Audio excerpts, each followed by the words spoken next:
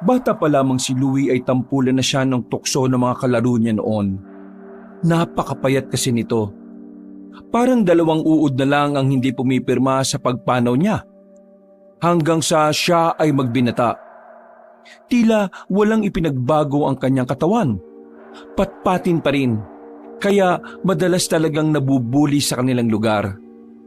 Ang kanyang lola na si Aling Esang lang ang nagsisilbi niyang sandalan. Isang beses, habang naglalakad siya pauwi ng bahay habang kinakain ng tinapay na binili, isang lawi ng umipot mula sa itaas. Nalagyan ng ipot ang tinapay na kanyang kinakain. At sa hindi inaasahang pagkakataon, ang ipot pala na yon ay naglalaman ng mutya. Magiging tagapagligtas siya ng kanilang buong probinsya. Malaki ang pagbabago sa kanya. Mula sa katawan hanggang sa kanyang pag-iisip.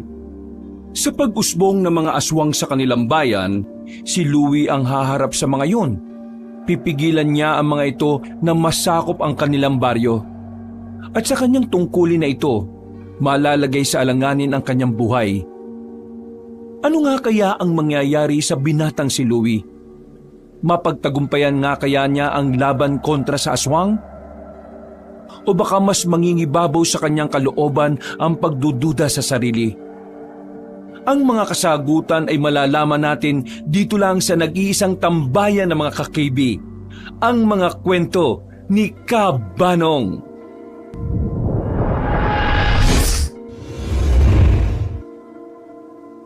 Kahit na umikot na sa kabilang daan ang binatang si Louie, ay hindi pa rin siya nakaligtas sa panunukso ng kanilang mga kalugar. Nilalait na naman ng mga tambay sa kanto ang kanyang pangangatawan. Hindi niya alam kung ano ba talaga ang kasalanan niya sa mga yon. Lagi na lang kasi siyang pinag-iinitan. Ginagawang katatawanan at parang hindi kumpleto ang mga buhay nila kapag hindi nila natutukso ang binata.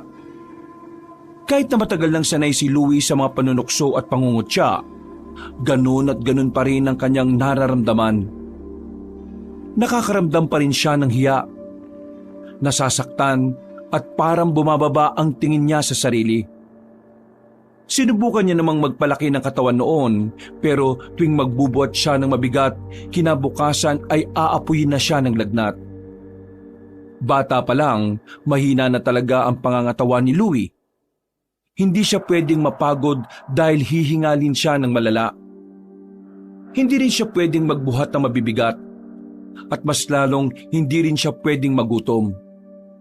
Ang ganitong kondisyon ay itinuturing niyang karma ng mga magulang. Sa isip niya, siya ang sumasalo ng mga kasamaan na ginawa ng mga magulang niya. Ang kanyang ina kasi ay maraming utang at hindi na nagpakita pa. Hindi man lang nagbayad kahit na magkano. Ang kanyang ama naman ay kilalang magnanakaw sa kanilang baryo.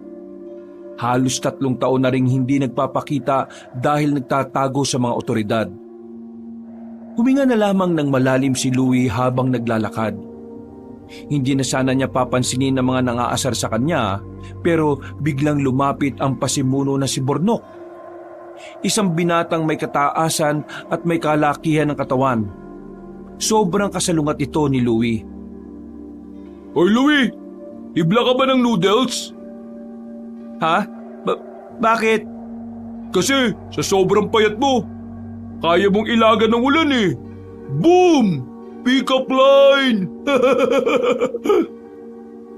Sa sinabing yun ni Bornok ay nagtawanan ng mga kasama nito. Hindi naman nakapagsalita si Louie. Ang ginagawa niya palagi kapag tinutukso siya, nakikitawan na lamang siya. Pero sa kaloob-looban niya ay nahihiya at naiiyak na lang din siya. Wala kasi siyang magagawa. Kahit napalagan niya ang mga yon, alam niyang siya rin naman ang malilintikan. Ayaw na lang niyang magkaroon pa ng gulo. Sige, kailangan ko nang umuwi Iniintay na ako sa bahay eh. Dito ka lang, nakausap ka ba eh. Gusto mo bang masaktan? Ayaw ko yung iiwan ako kapag nagsasalita pa ako eh. Ano bang gusto mong sabihin? Wala naman pero meron akong gustong gawin sa'yo. Ha? Ano naman? Halika, sumama ka sa amin. Teka, saan niyo ako dadalhin? Basta, sumama ka na lang. Daming pang tanong eh. Inakbayan ni Bornok si Louie. Mabigat ang braso ng lalaki kaya halos mangalay na ang balikat ni Louie. Nakarating sila sa ilog. Kalmado ang tubig, pero hindi ang kalooban ng binatang si Louie. Alam niyang may naisip na namang kalokohan ng mga kasama niya. Anong ginagawa natin dito? Bakit niyo ako dinala rito? Nakikita mo yung tubig na yun? Oo, hindi naman ako bulag eh. Aba, piloso mo ka pa ha? Aray! Bakit ka ba nang babato? Manahimik ka kasi. Tinatanong mo kaya ako kaya sumagot lang ako eh. Itong hawak kong 10 piso, ibabato ko dun sa tubig na yun. Kailangan mo itong sisirin ha. Kapag nakuha mo ito sa loob lang ng 1 minuto, hindi na kita guguluhin kahit na kailan. Pero kapag nabigo mong kunin to, palagi mo akong bibigyan ng pera ha, o kaya ng pagkain. Ha? Bakit naman ganun? Hindi naman ako marunong lumangoy kaya paano ko naman yan makukuha? Yun nga ang challenge. Mas magandang hindi ka marunong lumangoy para may thrill. Ayaw mo ba ng ganun? Ayaw ko kaya ng ganun. Pwes, ako gusto ko. Hinawakan na siya ni Bornok sa damit at parang batang hinila patungo sa harapan ng parting medyo malalim. Ibabato ko na itong 10 piso ha. Oorasan ka namin. Kunin mo ito kasi kung hindi, malilintik ka sa akin. Alam mo na magiging kapalaran mo. Bumuntong hininga na lamang si Louie. Kahit na ayaw niyang gawin yon, wala siyang pagpipilian. Ayaw din naman niyang mabugbog. Tsak na mag-aalala ang kanyang lola kapag nakita na naman ang pasa sa kanyang katawan. Nang ibato ni Bornok ang barya sa tubig, sinipa siya ni Bornok palapit sa tubig. Agad na lumubog ang binatang si Louie. Pumipiglas-piglas siya dahil nararamdaman itong malapit na siyang lumubog. Hindi niya alam ang kanyang gagawin. Ni hindi na nga rin niya nasimulang hanapin ang barya. Naramdaman na lamang niya na nakakainom na siya ng tubig. Bago siya mawala ng malay, narinig niya pang nagtatawanan sila Bornok. Paggising niya, nakita niya si Jepoy na hinahalikan na siya. Nasuka-suka siya ng tubig nang itulak niya ang kaibigan niya palayo sa kanya. Bakit bumawi na halikan? May gusto ka ba sa akin? Siraulo ka ba? Nalunod ka? Naano kita? Ano ba ang tawag doon yung kapag nalulunod? CR. CR yata tawag doon. Tanga, banyo yun eh. May tawag dyan, nakakalimutan ko lang. Lips to lips? Eh sus, para ka namang tanga eh.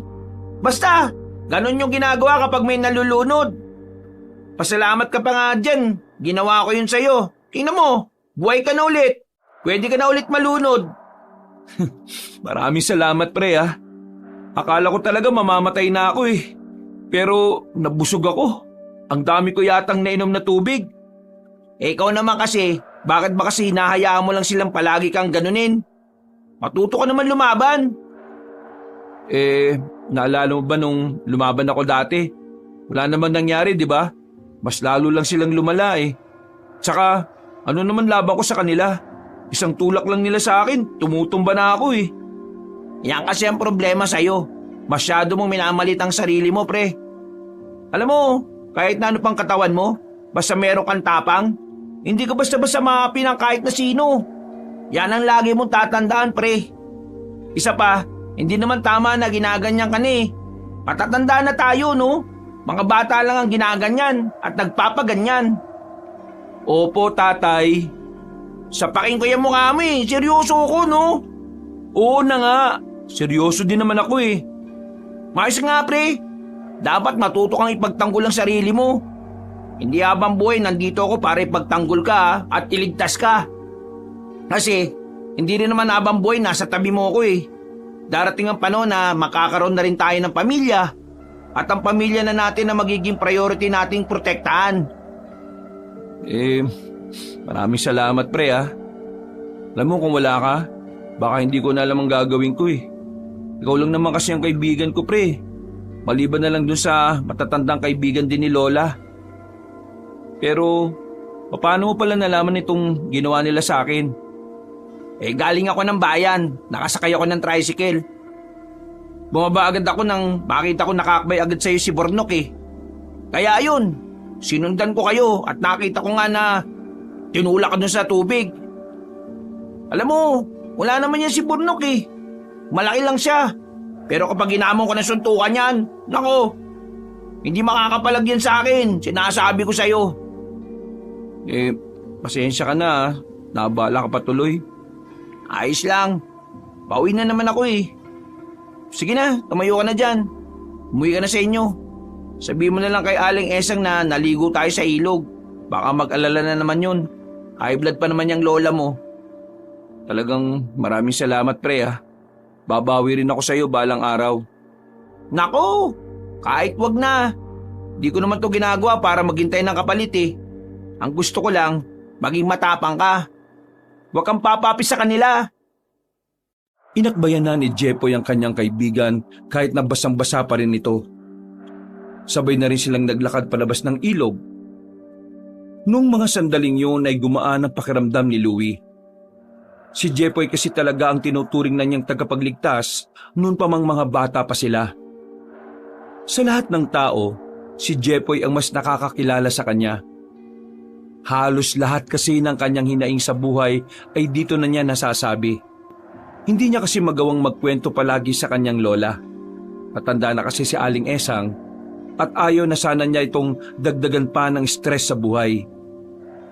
Nang makabalik na sila sa kanilang baryo, inabutan nila si Aling Esang sa bakurang nagwawalis. Hindi na tumuloy pa si Jepoy at nauna na rin itong umuwi. Pumasok si Louie sa loob ng bakuran at agad namang napatingin sa kanya ang matandang babae. Nagtataka itong tiningnan ng kabuuan niya nang makitang basang-basa ang kanyang suot. Ano nangyari sa'yo? Bakit basang-basa ka na naman? Naligo po kasi kami ni Jepoy sa ilog kanina. Biglaan lang naman kaya hindi ako nakapagdala ng pampalit. Diyos ko ka naman.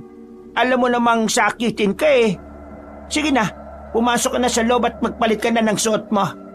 Alagaan mo naman ang sarili mo. Ang hirap magkasakit ngayon. Pasensya na po la. Huminga na lamang siya ng malalim. Kung pwede lang sana niyang sabihin ang tunay na nangyari ay ginawa na niya.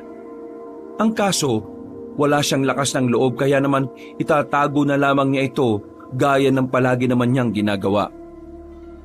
Matapos makapagbihis ay agad niyang kinuha sa ilalim ng unan niya ang isang punyal. Ang punyal na ito ay matagal na niyang itinatago. Nakita niyang punyal na yon noong naghukay sila sa gubat noong bata pa sila.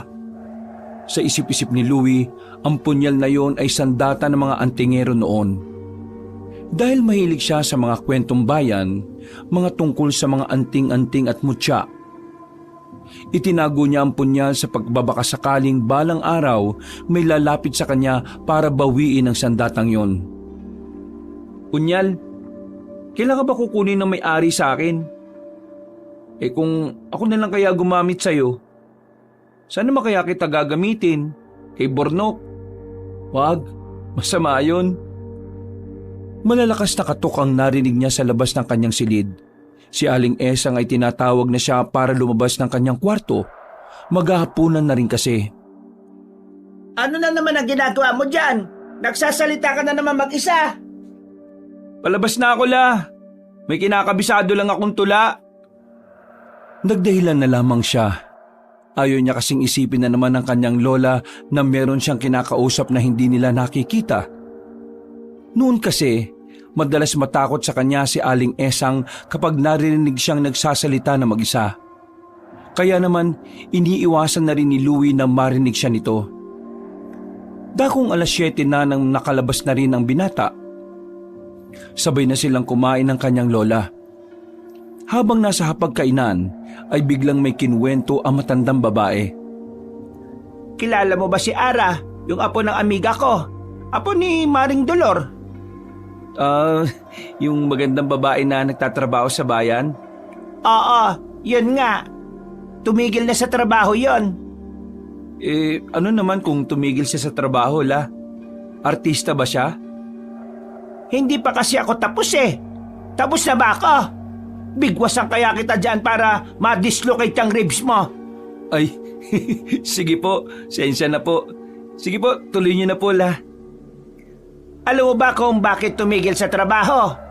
Kasi ang bali-balita ngayon, yung manager daw nila ay nakakagusto kay Ara. Nung naman daw, ayos naman daw yung lalaki sa kanya, pero makalipas lang ng halos 1 linggong panliligaw bigla raw nagbago. Nagbago? As in, nawalan na lang ng gana? Hindi!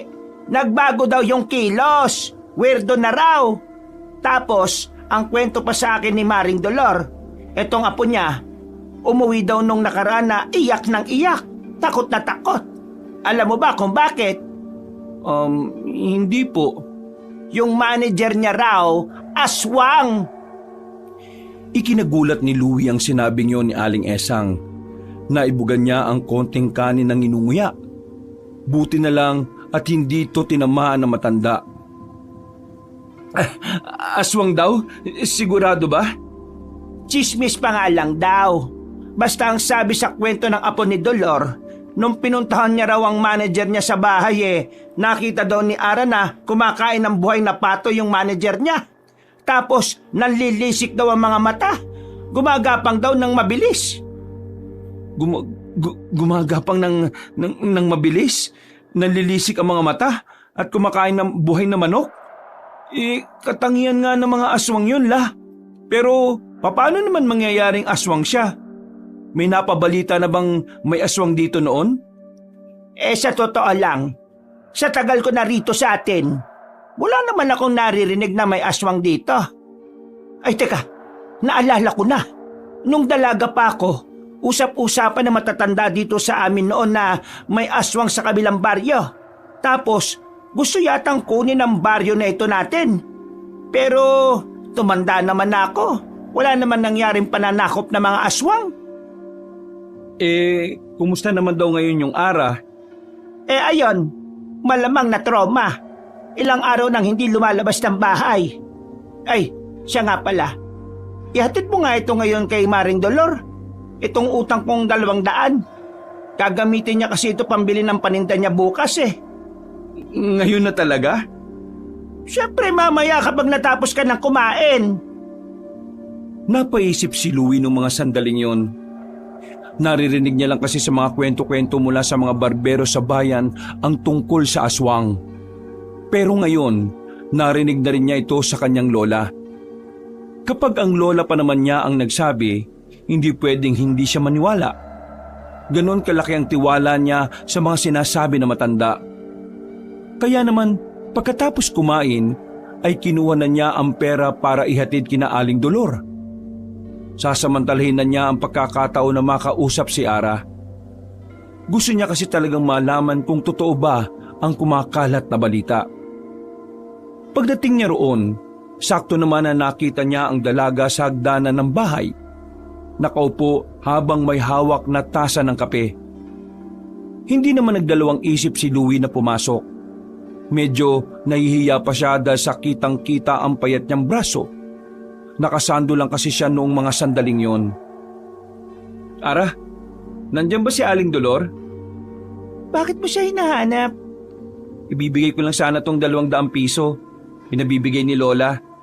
Utang ito ni Lola sa kanya. Wala siya ngayon May pinuntahang burol. Pero pwede mo namang iwan na lang sa akin ang perang yan. Ibibigay ko na lang mamaya. O sige, mabuti pa nga. Inabot ni Louie ang pera. Nadampian pa niya ang malambot na kamay ng dalaga. Nung mga sandaling yon, hindi na niya palalagpasin ang pagkakataon. Talagang interesado siya sa kwentong aswang. Ara, alam ko hindi naman tayo magkaibigan pero gusto ko lang malamang totoo ba yung kwento na yung manager mo raw aswang? Sa sinabing yun ng binata, ay nailipag ni Ara ang tasa ng kape sa gilid. Nagbago rin ang reaksyon ng mukha nito. May kaunting takot. Sorry Kung traumatic talaga sa'yo yun, hindi mo na kailangan pang sabihin sa akin. Pasensya na talaga, na-curious lang kasi ako eh. O sige, uwi na ako. Oo. Napatigil ang lalaking si Louie at marahang lumingon sa dalaga. Kita niyang seryoso ang mukha nito. Nakatingin sa malayo. Oo, totoo mga sinabi ko. Totoo mga kumakalat na kwento. Nagpaligo ako sa isang tao na hindi ko alam ang tunay na pinagmulan. Isa pala siyang aswang. Pero ang nakapagtataka, kasi hindi naman siya dating ganon.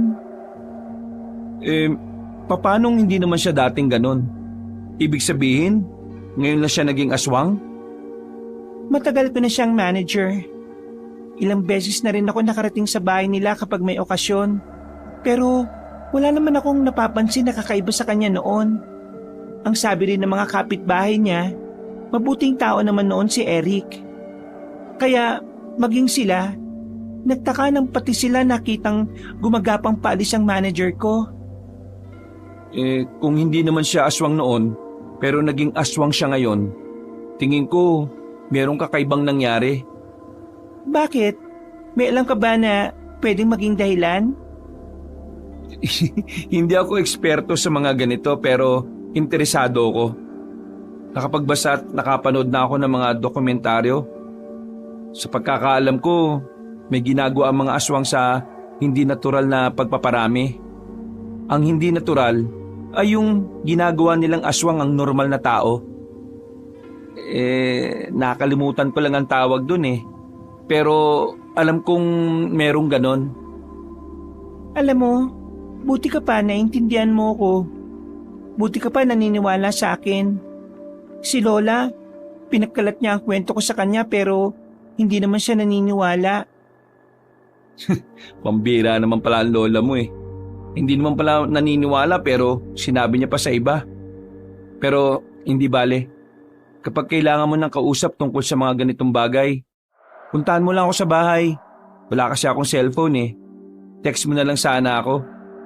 Apo ka ni Aling Esang, di ba? Anong pangalan mo? Louie. Louie ang pangalan ko. Maraming salamat ha. Kahit na papaano gumaan na ang pakiramdam ko. Iba pa rin talaga yung pakiramdam kapag alam mong may nakakaintindi sa'yo, no? Oo. Alam ko ang pakiramdam na yan.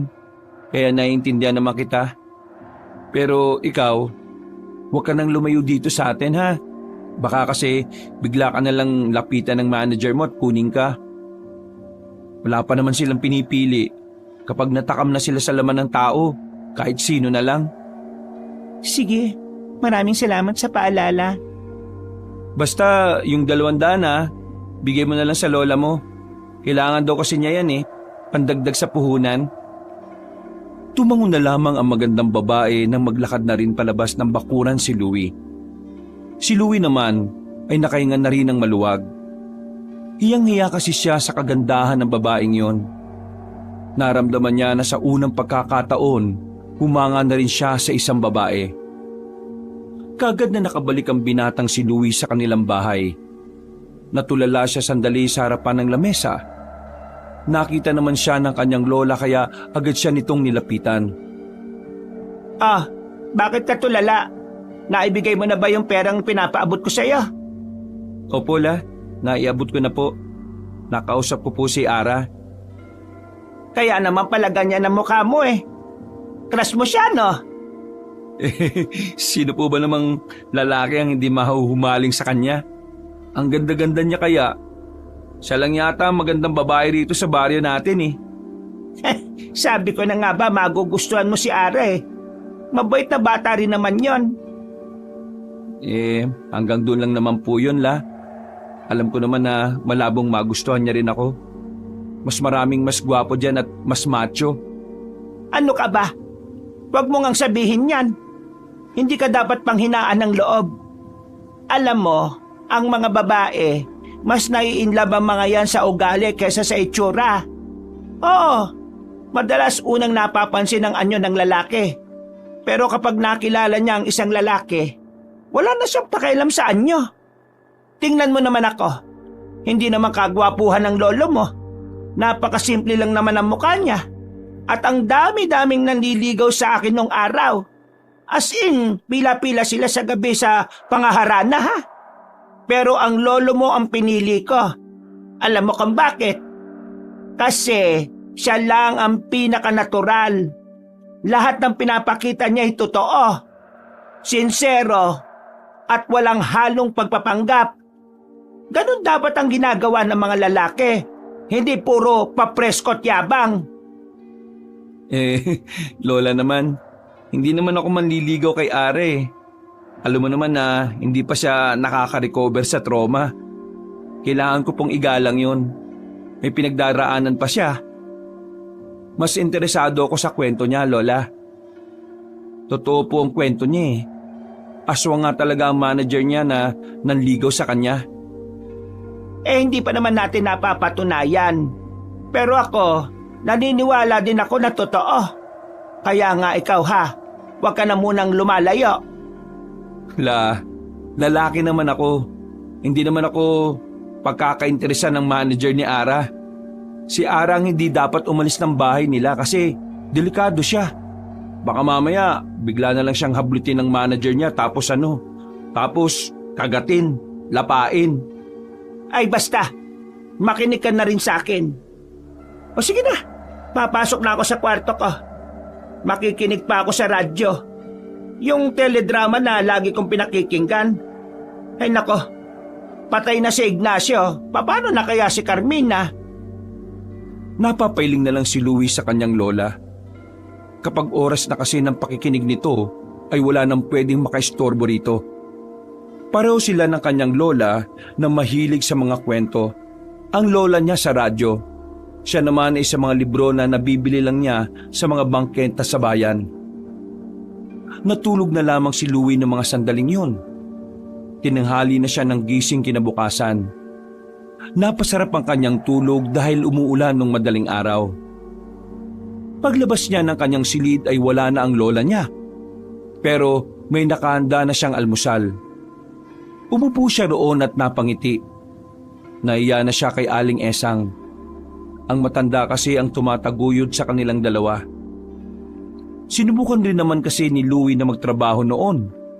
Pero dahil nga sa kondisyon ng kanyang kalusugan, hindi rin siya nagtatagal. Wala naman siyang mahanap na trabaho sa bayan na medyo magaan lang. Lahat mabibigat. Kung nakapagtapos lang sana siya ng pag-aaral, pwede sana siya sa mga opisina. Ang kaso nga lang, hanggang second year high school lang siya.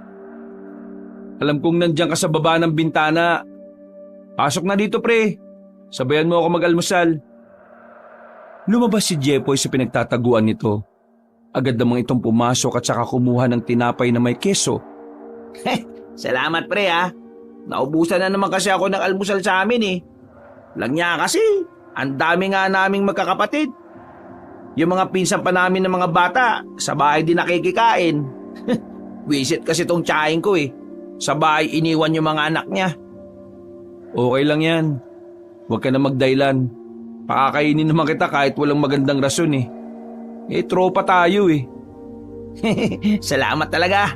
The best. The best ka, Gagi. Kung hindi dahil sa'yo, baka nasa langit na ako ngayon, no? Normal lang naman sa pagkakaibigan na iligtas ka, baliw. Pero seryoso ha. Lambot ng labi mo, pre. Ew! Kadiri ka. Huwag mo na nga paalala. Kinikilig ka lang eh. Pero pre, sandali ah. Nabalita mo na ba yung nangyari doon sa apo ni Aling Dolor? Oo, si Ara. Alam ko na yan. Pumunta nga ako ron kahapon eh. Nagatid kasi ako ng utang ni Lola. Tapos, nakausap ko siya tungkol dun sa manager niya. Uy, astig mo naman. Paano mo nakakausap yun eh? Mailap yun sa mga lalaki. Mailap yun sa mga tambay sa kanto, hindi sa mga lalaki. Kasi ayos naman siyang kausap eh. Pero, naniniwala ka ba sa sinabi niya na aswang ang manager niya? Doon sa manager niyang nandigaw sa kanya? Kung ako lang naman ang tatanungin, naniniwala ako sa kanya. kaya kong tukuyin kung nagsisinungaling ang isang tao o hindi eh. At nakita ko sa kanya na seryoso siya sa sinasabi niya. May takot yung mga mata niya eh. Basta, nararamdaman kong nagsasabi siya ng totoo. Grabe, no? Totoo pala yung mga aswang-aswang na yan. Parang gusto kong makakita tuloy ng aswang. Ano kaya itsura ng mga yan, no? Nakakatakot pre. Mabangis sila. Nakakakilabot ang mga tingin. Nanlilisik ang mga mata. Kapag nakita mo sila, hindi mo na nanaisin pang makakita ulit. Ay, nako. Kinakain na naman ako ng courtesy. Anong courtesy pinagsasabi mo? Baka curiosity. Nang matapos na silang kumain, naligo na muna sandali si Louie. Napag-usapan din kasi nilang dalawa na maghahanap siya ng mapagkakakitaan. Nahihiya na rin kasi si Louie sa kanyang lola. Kaya kahit alam niyang hindi siya pwedeng mapagod, pipilitin niyang makapag-ambag. Sigurado ka magtatrabaho ka, ha? Kapag ikaw hindi na naman nakahinga, wala akong kasalanan dyan, pre. Huwag ka mag-alala. Hindi ko na masasabihin kay lola na ikaw ang kasama ko eh. Hindi ka niya pagagalitan. Saan ba tayo papasok? Hindi ko rin alam eh. Siguro kung ano na lang yung pwede sa atin sa palengke. Sa kanilang paglalakad, isang matandang lalaki ang kanilang nakasalubong. May hawak-hawak itong tungkod na mahaba. Tapos ang bigote at balbas nito ay mahaba rin at kulay puti. Humarang ito sa kanilang daraanan kaya napatigil sila. Nagtataka kung bakit nakangiti ang matanda na parabang matagal na sila nitong kilala. Ikaw, binata. Ikaw nga. Ako po? Kilala niyo po ako? Taglay mo ang busilak na puso. Isang sangkap ng pagiging protektor ng sanlibutan. Handa ka bang yakapin ng sangkatauhan? Ano pong sangkatauhan? Iyayakapin ko po? Hindi ko po yata kaya. Marami po yun eh.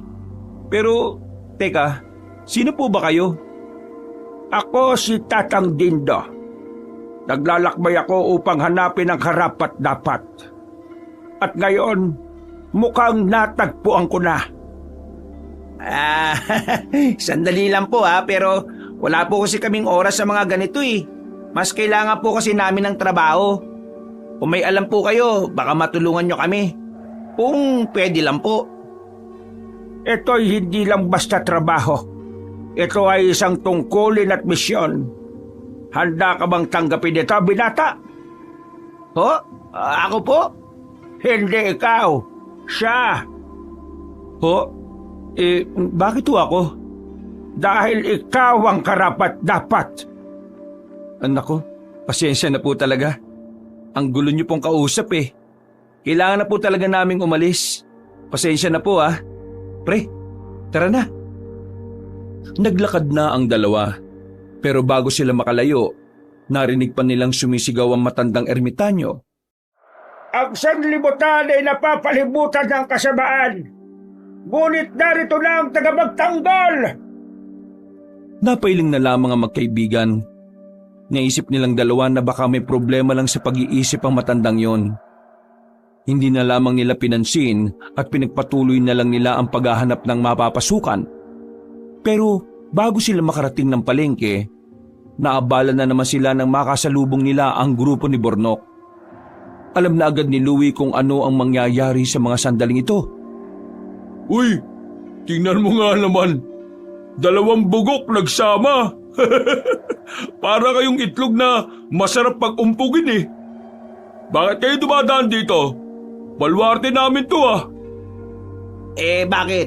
Nabili nyo na ba to? Kailan pa? Nasaan ang titulo? Abat, namimiloso mo ka ba? Gusto mong... Masuntok? Sus! Lagi nyo na lang panakot yan.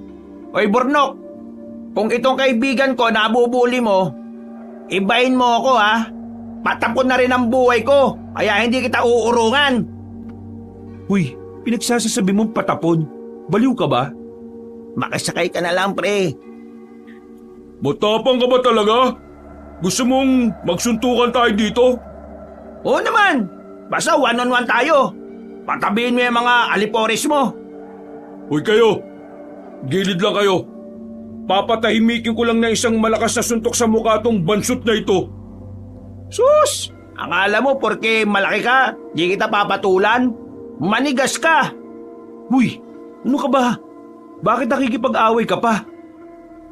Pagbibigyan ko lang tong damulag na to. Tama na yan. Isa lang! Ulit ka ha?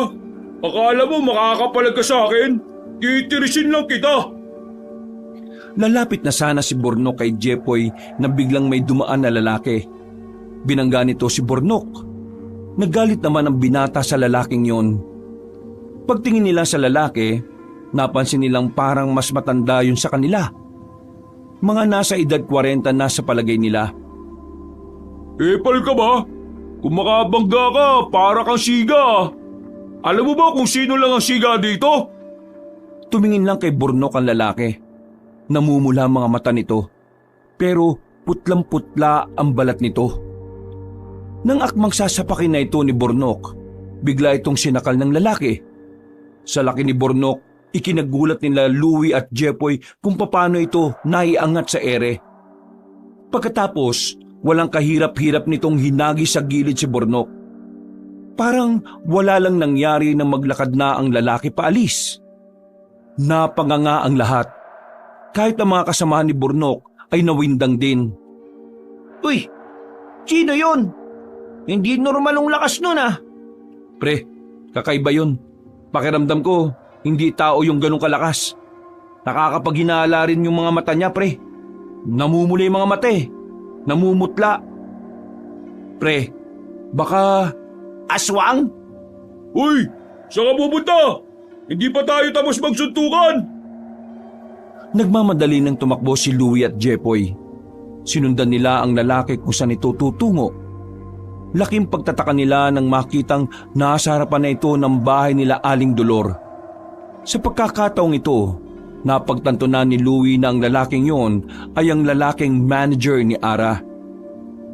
Pre, kailangan natin masabihan si Ara. Malakas ang kutob ko. Yan yung manager niyang aswang. Pambira naman kasi. Tanghali pa lang pero bakit may aswang? Hindi ba nasusunog sa araw yan?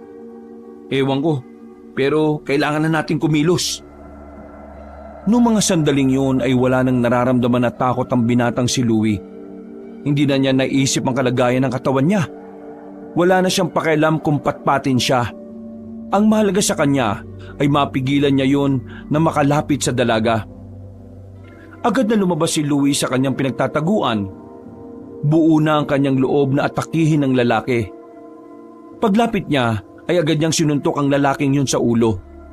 Pero sa ginawa niya, parang wala namang naramdaman ang lalaking yun. Pambira naman pre. Suntok ba tawag mo doon? Marang humarap sa kanya ang lalaking aswang. Masama ang tingin nito sa kanya. Namumula at nanlilisik ang mga mata. Napapatras si Louie. Nagsimula siyang kabahan. Alam niyang isang suntok lang sa kanya ng lalaking yon ay maaari na siyang makalas. Palag? Pinakita ng lalaki ang malaki at mahahaba nitong pangil na naninilaw pa. Nanlamig ang palad ni Louie. Nanlalambot ang kanyang mga tuhod. Hindi niya alam ang gagawin niya. Nararamdaman niya na parang naiihi na siya. Pero agad namang rumisponde si Jepoy. Tumakbo ang binata para hilahin siya palayo. Tingnan mo itsura niya no. Parang hindi ka bubuhayin ng lalaking yan no. Nang makita nilang parang aatake ng lalaki sa kanila, sumigaw-sigaw ang dalawa. May aswang dito! May aswang! Nandito yung mga aswang mga kababayan! Walang iyang aswang to, Garapal. Kahit na tanghaling tapat, nandito. Mga kalugar, tulungan nyo kami! Sa kakasigaw nila noon, tila nataranta na ang lalaking manager. Dali-dali itong gumapang palayo na parang alimango. Hindi na nila yun sinundan. Agad nilang pinasok ang bakuran nila Ara. Kinutok nila ng malakas ang pintuan. Nang magbukas ito, ay bumungad sa kanila si Ara. Hinila sila nito papasok. Agad na isinarado ang pinto. Nagtataka ang dalawang binata kung bakit ito ginawa ni Ara. Kung ano-ano ang iniisip nilang dalawa. Uy, wag! Bata pa kami! Bakit, Ara? Sira ulo ba kayo? Ano bang iniisip nyo? Nakita ko ang nangyari. Kaya ako kayo pinapasok dito kasi may pangontra dito sa bahay. Ha? Pangontra? Oo, pangontra sa aswang. Binigay sa akin ng matandang ermitanyo. Hindi makakapasok ang aswang na yun dito. Ngayon, naniniwala na ako na aswang talaga yung manager mo. Ano ba talaga nangyari sa manager mo? At bakit siya nagkaganon? Hindi ko alam eh. Basta pagkatapos namin mag-usap nung gabing yon, hindi na siya nag-reply sa mga text ko.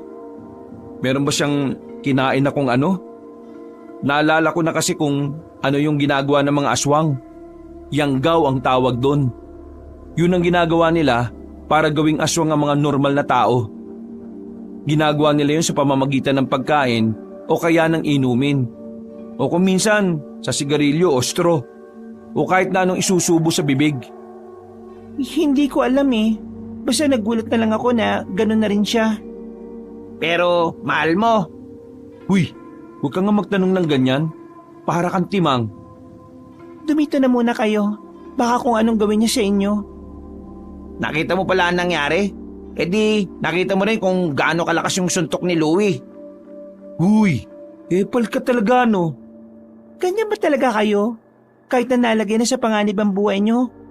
Para pa rin kayo mga batang makukulit? Hindi. Dinadaan lang namin sa ganito pero ang totoo, takot din naman kami. Ara, kailangan na naming umalis ha. Huwag kang lalabas. Dito lang kayo. Baka mapahamak pa kayo sa labas eh. Makokonsensya ako kasi ako naman ang dahilan kung bakit may aswang dito sa atin. Ayos lang naman kami. Huwag mo kaming isipin. Isa pa, hindi kami pwede rito. Kapag dumating ang lola mo, baka kung ano pang isipin niya. Alam mo naman ang isip ng mga matatanda. Napatango na lamang ang dalaga. May punto naman si Louie kaya sumang-ayon na lamang ito. Lumabas sila roon. Matapos makapagpasalamat ng dalaga ay naglakad na rin sila paalis. Wala na ang aswang na lalaki. Hindi na nila yun hinanap pa. Ngayon alam na nilang tunay ngang mabangis sa mga aswang. Hindi na sila magpapadala sa emosyon. Swerte na lang talaga ni Louie kanina dahil hindi siya nabigwasan. Kung nagkataon sana ay magkakabuhol-buhol ang kanyang ribs. Lumipas ang ilang araw na natiling lihim ang nangyari sa harapan ng bahay nila Ara. Kahit kasi nagsisigaw sila nung mga sandaling yon, wala pa rin namang nakarinig na kapitbahay. Palagay nila wala talagang pakialam ang mga tao nung oras na yon. Hindi na rin naman nila pinaalam sa iba. Ayaw nilang magdulot ng takot sa kanilang baryo. Isa pa, baka pagalitan lang din sila ng kanilang kapitan. Hindi naman na nagpakita ang manager ni Ara sa kanilang baryo. Palagay ni Louie, natakot ang aswang na yon na baka dumugin siya ng mga tao. At dahil din sa sinabing pangontra ni Ara, nagkaroon si Louie ng interes na makausap ulit ang ermitanyong si Dindo. Mula kasi nang malaman niyang hindi pala baliw ang matandang yon, naisip niya na baka yun na makakatulong sa kanila para makaiwas sa panganib na dala ng aswang. Pero sa kasamaang palad, hindi naman nila nakikita ang matanda. 5:00 ng hapon, galing ng bayan ng binata. Inutusan kasi siya ni Aling Esang na mamili ng mga ipangluluto para sa darating na kaarawan ng amiga na matanda. Habang naglalakad, kumakagat-kagat pa si Louie sa tinapay na kanyang nabili sa daan. Malalim ang kanyang iniisip. Hindi na nga niya napapansin na mag-isa na lang pala siyang naglalakad sa mga oras na yon. Maya-maya pa, nakarinig siya ng tunog ng ibon. Isang malakas na tunog na nagmumula roon. Napatingala siya. Nakita niya ang ibon na may katamtamang laki. Hindi siya maaaring magkamali. Isa yung lawin. Madalas niya yung makita sa kagubatan noong bata pa siya. Hindi niya alam kung bakit paikot-ikot lang ang lawin sa kung saan siya nakatigil. Maya-maya pa, bigla na lang naglaglag ng ipot ang lawin. Napunta yon sa kinakain niyang tinapay. Ay, pambira naman. Ang daming iiputan. Talagang sa tinapay ko pa. Ano to? Icing sa ibabaw ng cupcake ko? Nang tingalain niya ang lawin, nagtaka siya dahil bigla itong nawala. Patingin-tingin siya sa kung saan-saan. Nangalay na rin ang kanyang leeg pero hindi na talaga niya yun nahanap pa. Nahiwagaan siya sa lawin, pero mas nahiwagaan siya nang muling tingnan ng tinapay. Nakita niya kasi ang ipot ng lawin na tumigas na. Kasing tigas na ito ng bato. Nang subukan niya itong amuyin ay wala itong amoy. Hindi mabaho at mas lalong hindi rin naman mabango. Dahil sa kuryosidad, inalis niya ang nanigas na ipot sa tinapay. Inilagay niya ang tinapay sa bulsa at pinagmasdang maigi ang ipot.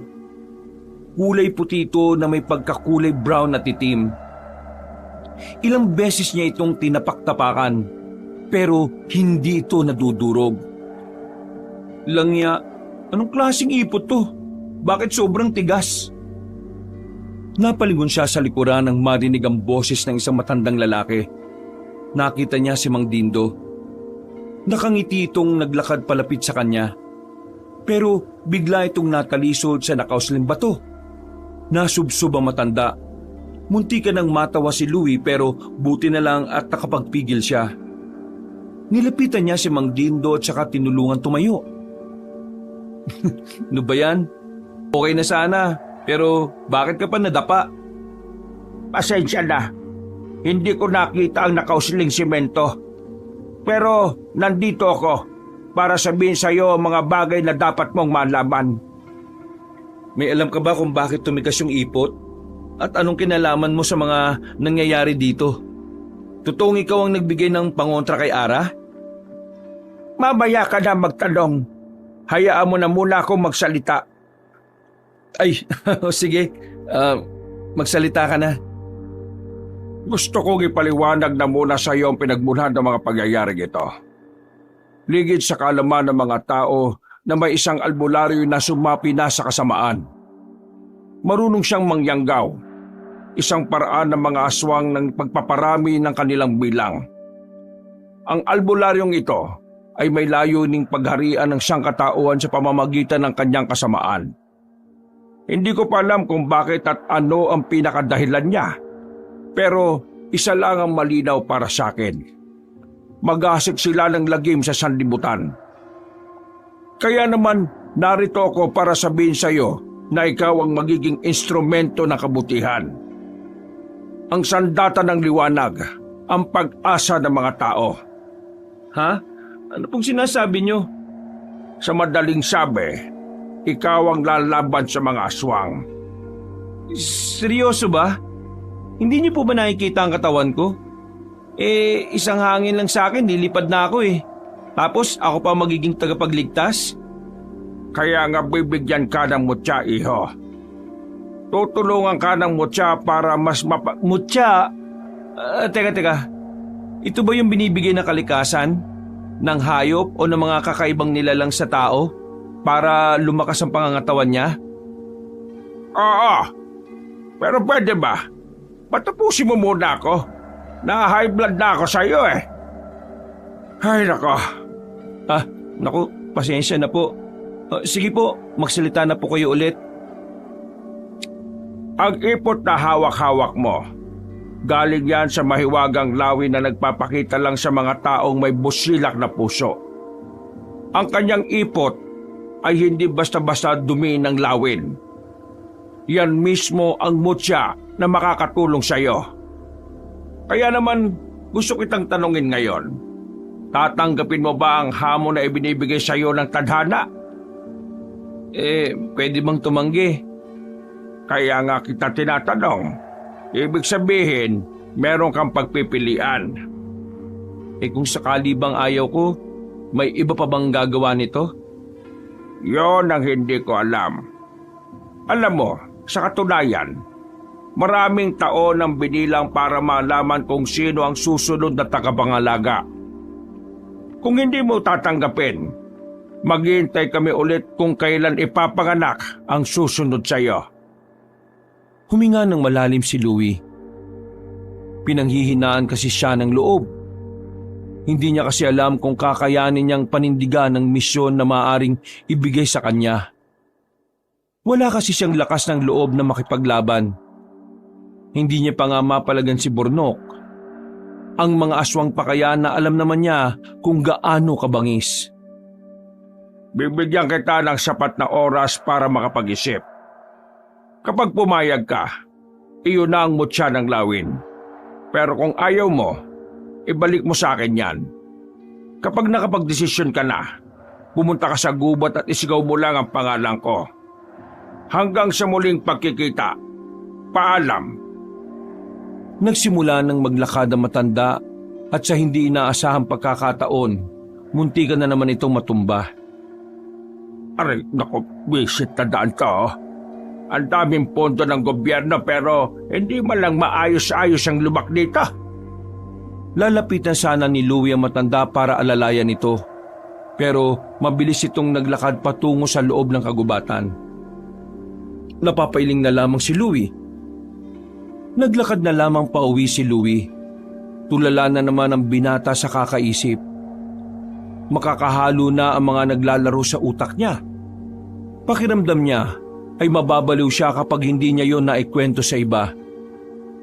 Kaya nang makita niya si Jepoy, hindi siya nag-alinlangan na ipaalam ang lahat sa kaibigan. Kahit si Jepoy hindi rin makapaniwala. Pero masaya ito sa nalaman nito na si Louie ang magiging tagapagligtas. Ito pa nga ang kumukumbinsi kay Louie na tanggapin ang alok ng matandang ermitanyo. Pre, kapag tinanggap mo ang sinasabi ng matandang yon, ikaw na ang kauna-unahang mandirigma na patpatin. O di ba, cool yung ganon? Lalait mo ba ako, pre? Gagi hindi. Ang sinasabi ko lang, magiging stepping stone mo yan, pre. Para mas magkaroon ka ng kumpiyansa sa sarili mo. May pagtatanggol mo na rin ang sarili mo kay Bornok at higit pa dyan, makakalaban mo na ang mga aswang na dati na sa libro mo lang nababasa. Di ba? Exciting ng ganun? Nagdadalawang isip pa rin kasi ako eh. Alam mo naman na issue pa rin sa akin itong katawan ko. Pag-iisipan ko pa ng mabuti. Pag-isipan mo ng maigi, pre. Isipin mo na lang na kaya ikaw ang napili kaysa sa akin kasi ikaw ang mas pinagkakatiwalaan niya. Huwag kang mag-alala, pre. Sasamahan naman kita sa laban na yan. O sige, uwi na muna ako, pre, ha. Baka kanina pa ako iniintay ni Lola.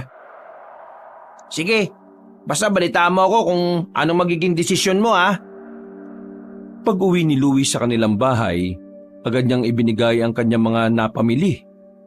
Tumambay na muna siya sa kanyang silid at dinukot sa kanyang bulsa ang mutya ng lawin. Inamoy niya ulit yon kahit na alam naman niyang hindi naman ito mabaho. Ay nako, mutya ka pala. Dapat bang ako ang gumamit sa'yo? Kasi wala rin ako magawa eh. Hindi ko nga kayang makipagsuntukan kay Bornok eh. Tumingin na lamang siya sa kisame habang nakahiga. Naramdaman niya ang tinapay na nasa kaliwang bulsa naman niya. Dinukot niya yon at kinain hanggang sa maubos. Dahil sa pag-iisip ng kung ano-ano, ay hindi na niya napansing nakatulog na pala siya. Pagkising niya, ay 12:00 na pala ng hating gabi. Sobrang tahimik na ng paligid. Bumangon siya at lumabas ng kanyang silid. Sinilip niya ang lola niya sa kwarto nito.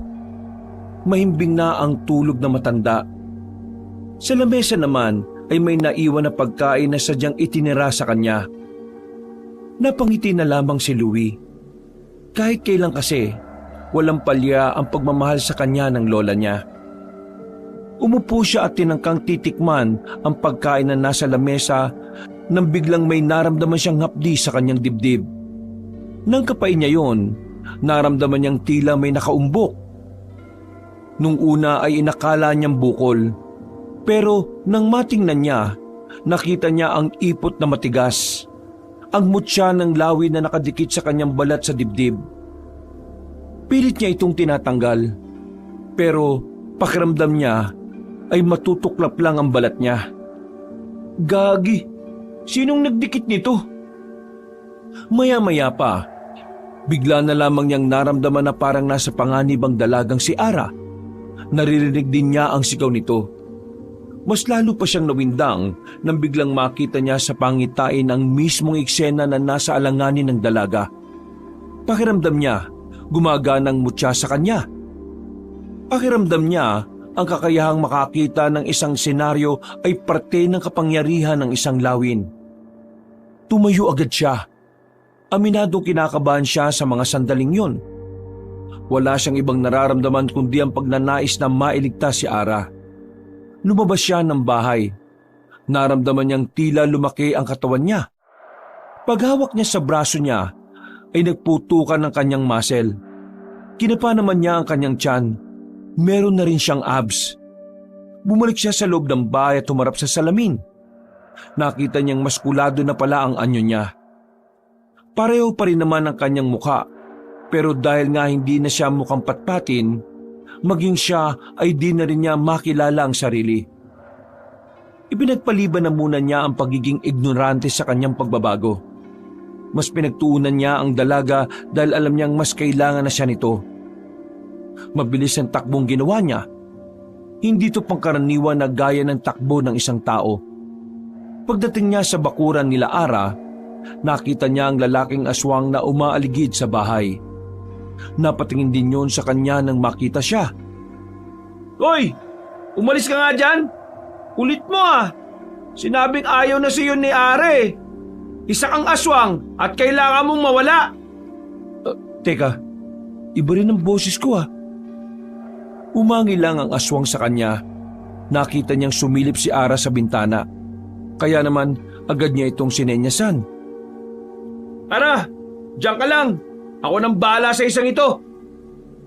Nagpatunog ng daliri si Louie at mga ilang sandali lang, gumapang na rin ang aswang palapit sa kanya.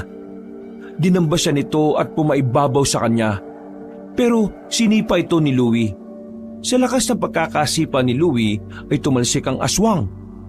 Hindi pa nakontento si Louie at ito naman ang gumawa ng pag-atake. Hinawakan niya ang lalaking aswang sa kwelyo at inuntog niya ang ulo nito sa kanyang ulo. Mahilo-hilo ang aswang. Nilapitan pa ito ni Louie. Nagpamewang ang binata at pinagsasasampal ang aswang gamit lang ang kanang kamay. Ano? Kaya mo pa ba? Lalong nagalit ang aswang na yon. Sinubukan ulit nitong umatake, pero nahawakan ni Louie ang leg nito. Inuntog ni Louie ang aswang sa namamagang muscle ng braso niya. Paggewang-gewang ang aswang dahil sa kanyang ginawa. Ara, ipikit mo mga mata mo. Hindi mo dapat makita kung paano ko wawakasan ng kasamaan ng isang ito. Sinunod naman ng dalaga ang kanyang sinabi. Nilapitan ng binata ang aswang. Nang tumayo ulit ang aswang na yon, ay sinuntok niya ito ng malakas sa sikmura. Sinundan niya pa ng isang malakas na suntok sa muka. Halos bumauna ang kamao niya sa mukha ng aswang na yon. Sa puntong ito, tuluyan nang namatay ang dating manager ng dalaga. Maraming salamat at iniligtas mo ko. Lumapit sa kanyang dalaga na may pag-aalala sa muka. Ngumiti naman ng malapad ang binata. Wala yun, Ara. Basta, kaligtasan mo lagi kong uunahin. Kilala mo ko? Hindi mo ba ako nakikilala? Hindi. Sino ka ba? Sigurado ka ba? Tingnan mo akong maigi. Ako ito. Hindi mo ba nakikilala? Tingnan mo. Hindi nga kita kilala. Paulit-ulit. Hindi niya ako nakikilala dahil lumaki ang katawan ko. Bakit ka nakatalikod? Anong sinasabi mo? Wala. Wala naman. Baka nagkakamali lang ako. Hindi mo nga ako kilala. Pero bakit mo ako kilala? Kasi the best ako eh. Ha?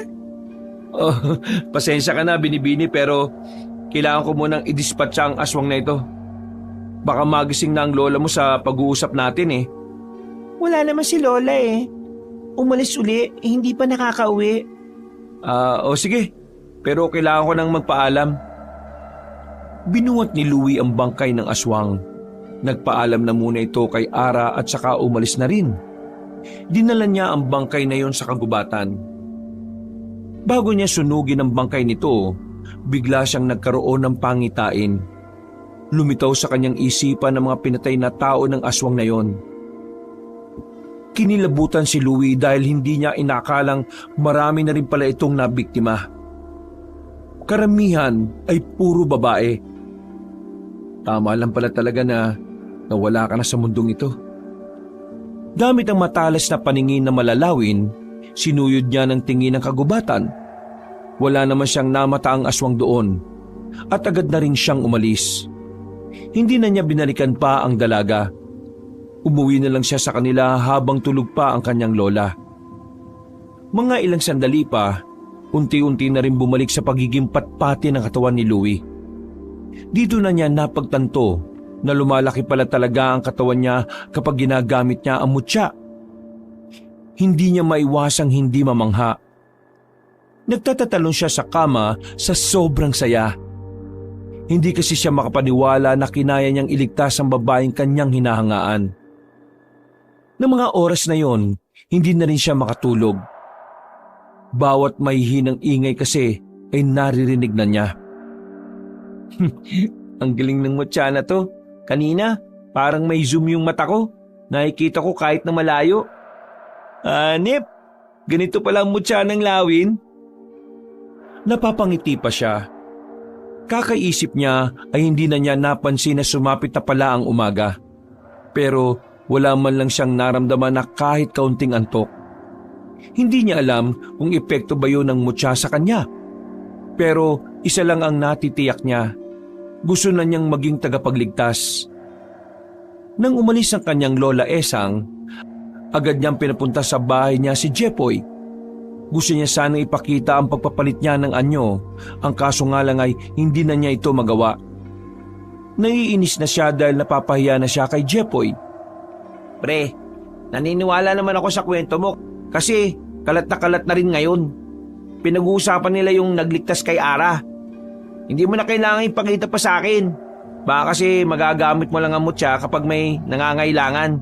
Sa madaling sabi, hindi mo yun magagamit kung trip-trip mo lang. Siguro nga ganun nga pre. Pero sobrang gaan ang pakiramdam ko.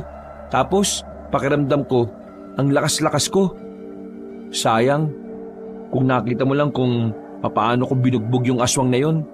Tapos, ang talas-talas din ng paningin ko. Tapos, may mga lumilitaw din na senaryo sa utak ko. Parang pangitain. Hanip eh. Mukhang gustong-gusto mo na yung maging tagapagligtas ah. Paalala ko lang ah, hindi mo gagamitin yan para sa pansarili mong interes ah. Gagamitin mo yan para magligtas ng buhay ng mga tao. Oo, alam ko naman yun eh. Namamangha lang talaga ako ngayon. Pero huwag ka masyadong maging masaya ah. Kasi isang aswang pa lang ang napapaslang mo. Hindi mo pa nga alam kung sino yung sinasabi ni Mang Dindo na masamang albularyo eh. Yun ang dapat mong hanapin. Kasi siya ang dahilan kung bakit nabubuhay na naman ng mga aswang. Huminga ng malalim si Louie. Napaisip siya sa sinabi ng kanyang kaibigan. Hindi niya tuloy maiwasang hindi kabahan. Pero ganun pa man, positibo pa rin ang kanyang isip. Sigurado na talaga siya na paninindigan niya ang tungkulin na binigay sa kanya. Kaya nang dumating ang hapon, mag-isa siyang tumungo sa kagubatan.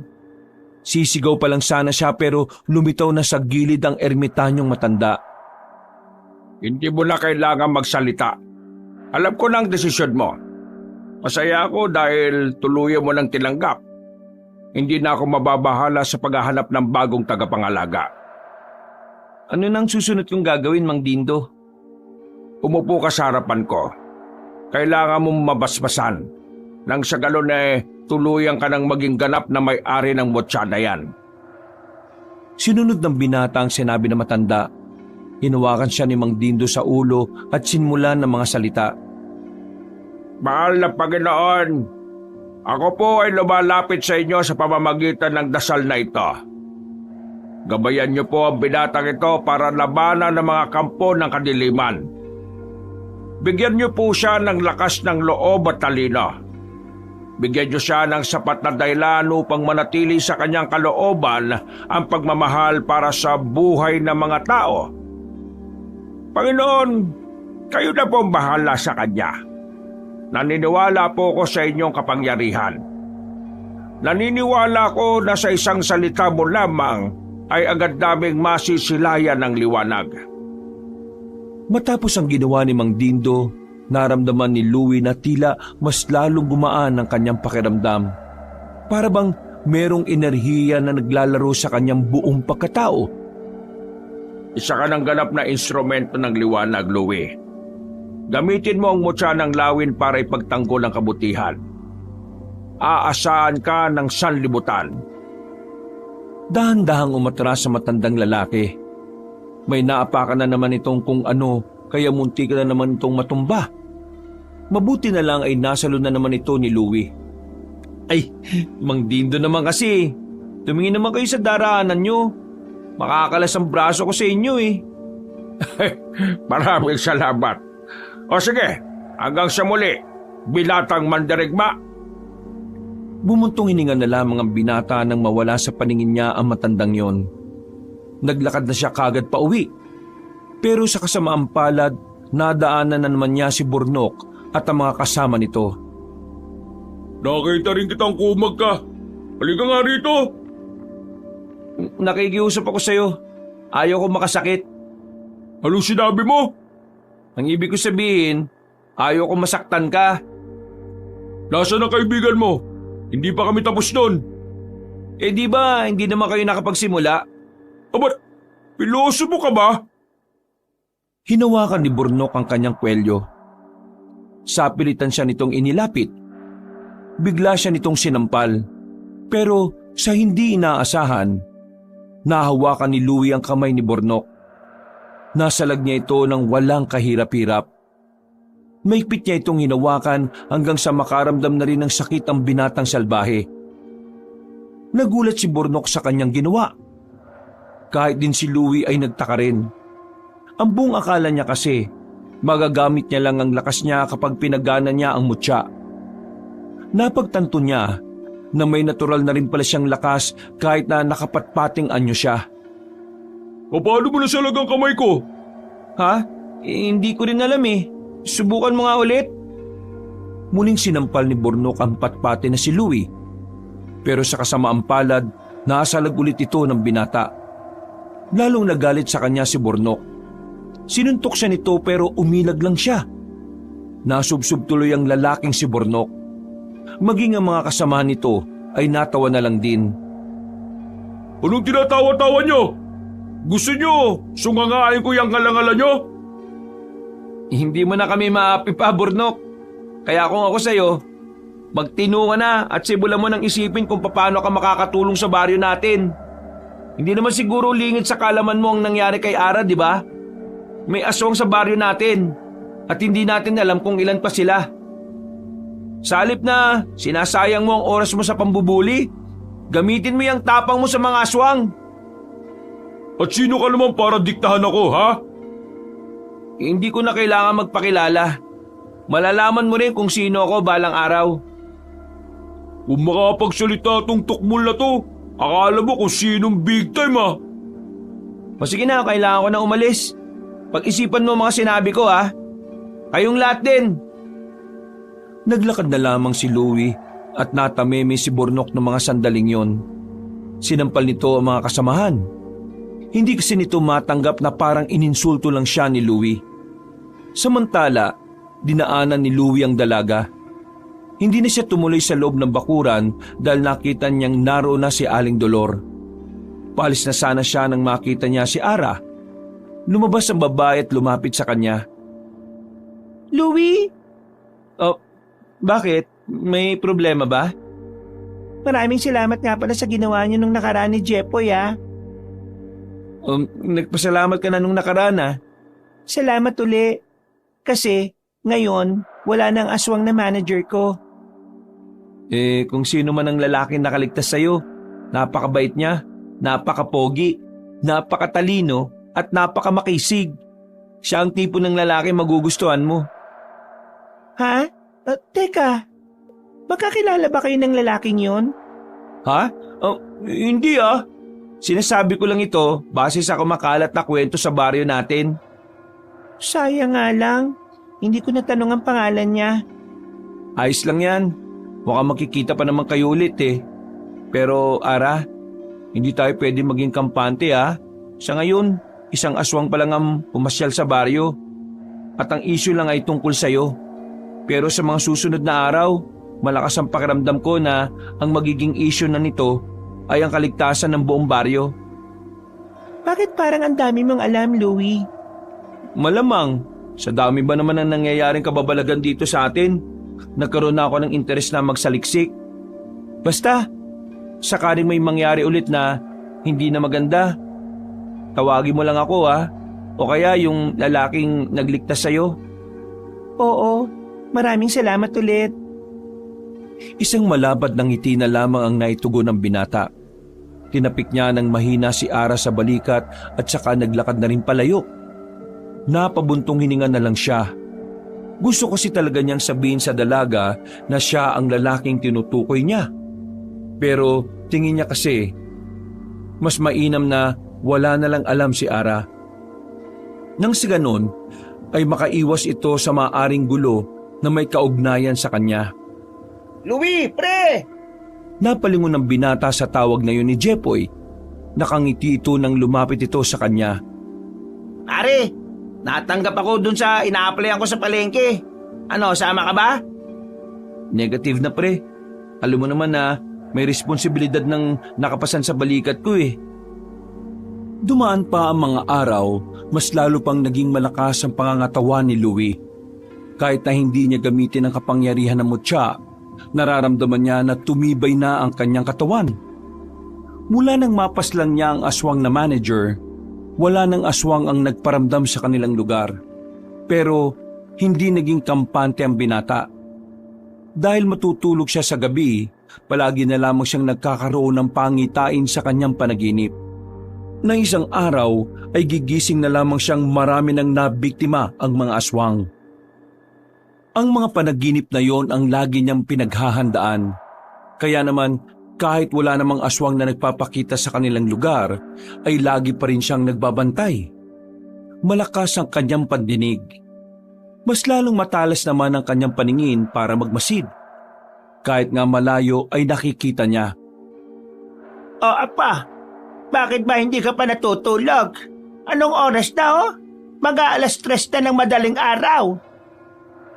Nagising na lamang si Aling Esang para maganda sa pagtitinda nito sa palengke. Nasa malit na sala pa rin ang binata. Ilang tasa na ng kape ang kanyang inubos. Hindi po kasi ako makatulog kayo bakit gising na kayo?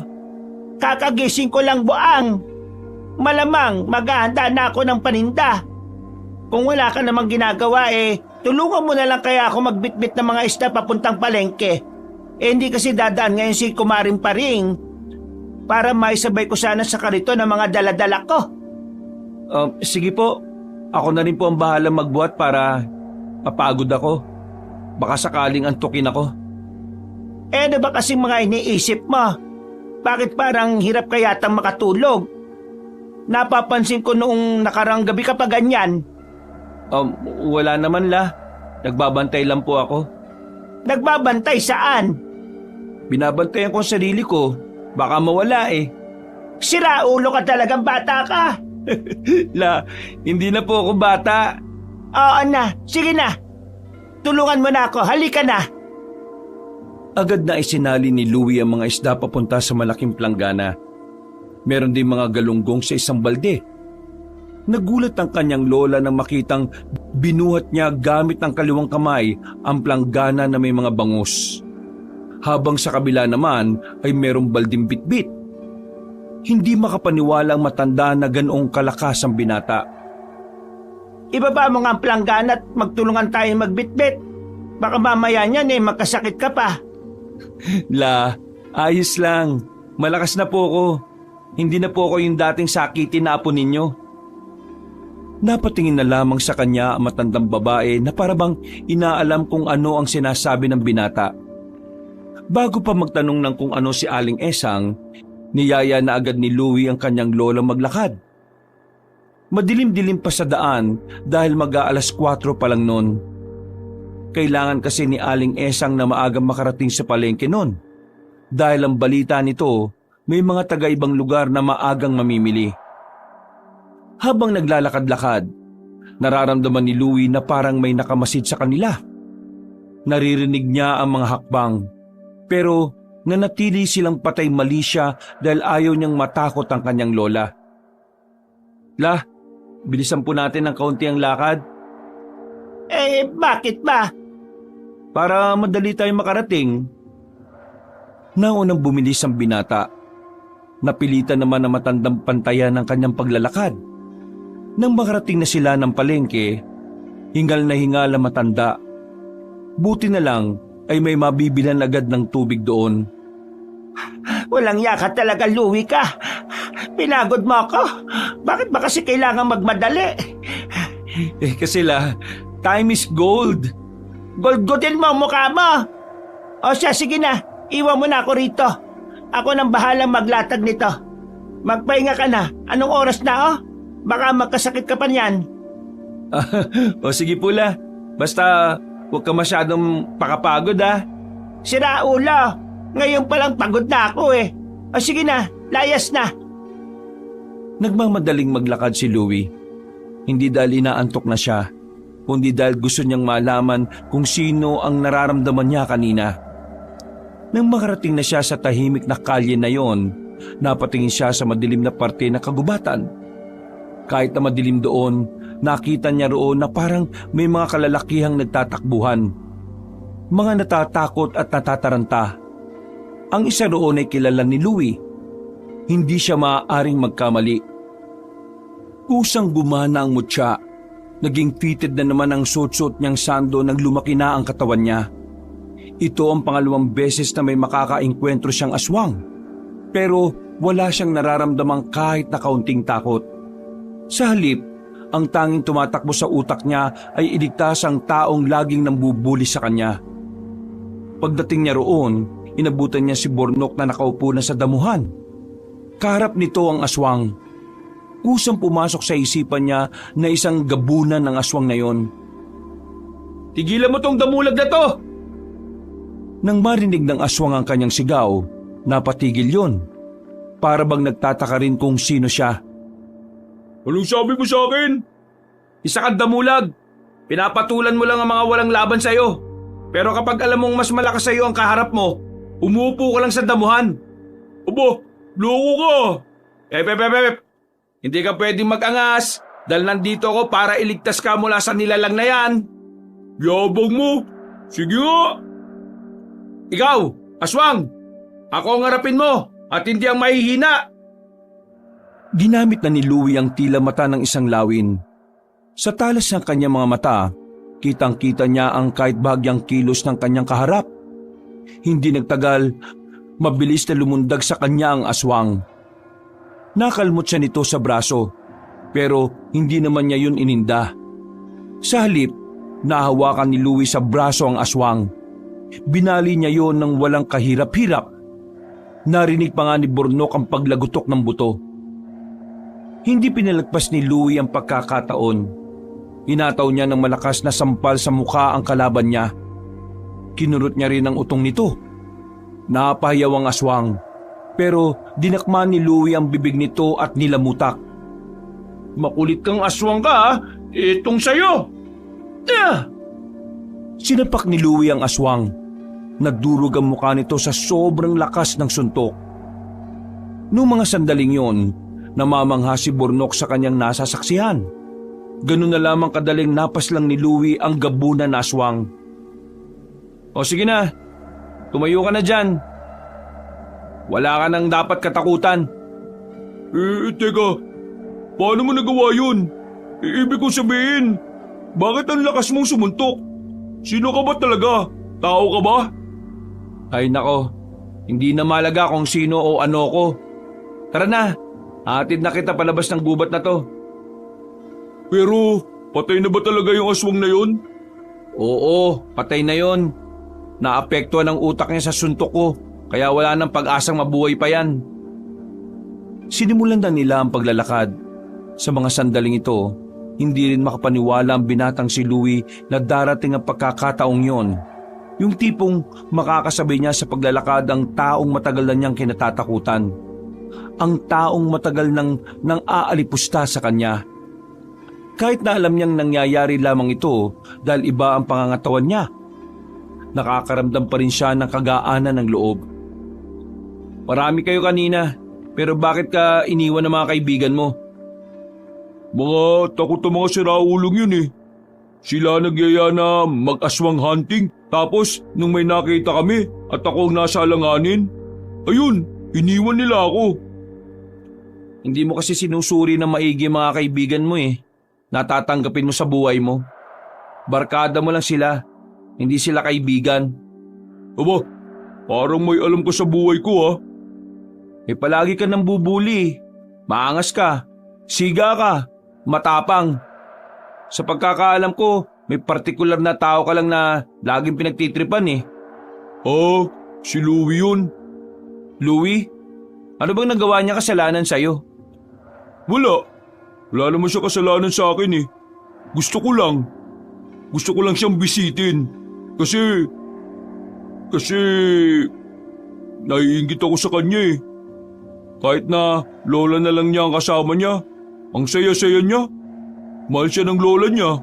Eh ako, ang dami kong pamilya, kumpleto.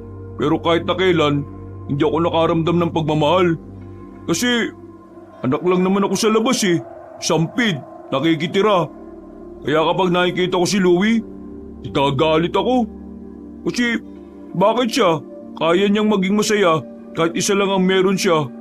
Pero ako, hindi ko kaya eh. Naiinggit talaga ako sa kanya. At para hindi ko maramdaman yun, pinagbubuntungan ko na lang siya ng galit. Pero hindi pa rin tama na gawin mo yun sa kanya. Hindi niya kasalanan na mas masaya siya kaysa sa'yo. Alam mo, kung hindi ka kayang mahalin ng mga tao sa paligid mo, mas mahalin mo ang sarili mo. Alam mo kung bakit? Lalapit ang mga tunay na magmamahal sa'yo kapag nakikita nilang minamahal mo ang sarili mo. Kesa ubusin mo ang buhay mo sa mga walang kabuluhan, ilaan mo na lang ito sa mga bagay na alam mong mas magdudulot ng kabutihan sa'yo. Burnok, ngayon naiintindihan ko na kung bakit ka ganyan. Tsako, mapapatawad ka ni Louie. Kaya sana, pagtapos nito, ayusin mo na buhay mo. Magsorry ka sa kanya. Malay mo, si Louie pala ang magiging tunay mong kaibigan at hindi ang mga barkada mo na iiwan ka ni sa madilim na parte ng buhay mo. Napatigil si Burnok sa kanyang paglalakad. Nagtaka naman si Louie. Maya-maya lang, bigla na lamang humagulgol si Burnok. Iyak lang nito ang maririnig sa kagubatan. Alam mo, hindi naman kita kilala eh. Pero nagawa ko maglabas ng saloobin sa'yo. Pakiramdam ko talaga kilala mo ako eh. Pero maraming salamat kasi gumana ang pakiramdam ko. Kung sino ka man, maraming salamat talaga. Sus, wala yon. Huwag ka na nga umiyak. Para kang bata dyan. Pero paano ang sugat mo sa braso? Baka maubusan ka ng dugo niyan. Hindi ako maubusan ng dugo. Pusa ring ihilom yan. Ha? Ibig mo sabihin, hindi ka tao? Ewan. Tara na. Natatain na ako eh. Nang makalabas na sila ng gubat, nakipagkamay si Burnok sa kanya. Maraming salamat ha. Kasi ngayon, natauhan na ako. Magmula ngayon, mas mamahalin ko na sarili ko at ayusin ko na buhay ko. Bukas na bukas din kakausapin ko si Louie. Nakakayaman pero gagawin ko yun. Talaga? Masaya akong malaman na gusto mo na maging matino. Pero ano ba pangalan mo? Ikaw din ba yung nagligtas dun sa magandang babae? Oo, ako nga. Pangalan ko? Ikaw na bahala kung anong gusto mo itawag sa akin. Eh kung tawagin kitang Tubol. Ikaw bahala. Sige na, kailangan ko na umalis. Mag-iingat ka sa pag-uwi. Sandali! Tumakbo ng mabilis si Louie. Nang makalayo na siya ay sa kanya ibinalik sa dati ang kanyang katawan. Sandali niya pang sinuyod ang madilim na gilid gamit ang mata ng lawin. Nakahinga siya ng maluwag nang wala namang aswang na nagmamasid doon. Ang sarap pala ng pakiramdam na may pinatawag kang tao. Napapangiti na lamang si Louie. Pinagpatuloy na lamang niya ang paglalakad hanggang sa makabalik na siya sa kanilang baryo. Mag-aalas 5 na noon ng madaling araw, kaya naman may mga tao na rin sa bawat bakura na madadaanan niya. Malayo pa siya sa kanilang bahay nang merong matandang lalaki na nakasagi sa kanya. Puti na ang buhok nito, pero hindi pa kuba. Malakas-lakas pa. Pansin na pansin niya sa kilos. Iyo, saan ba nakakabili ng sigarilyo dito? Sigarilyo po ba?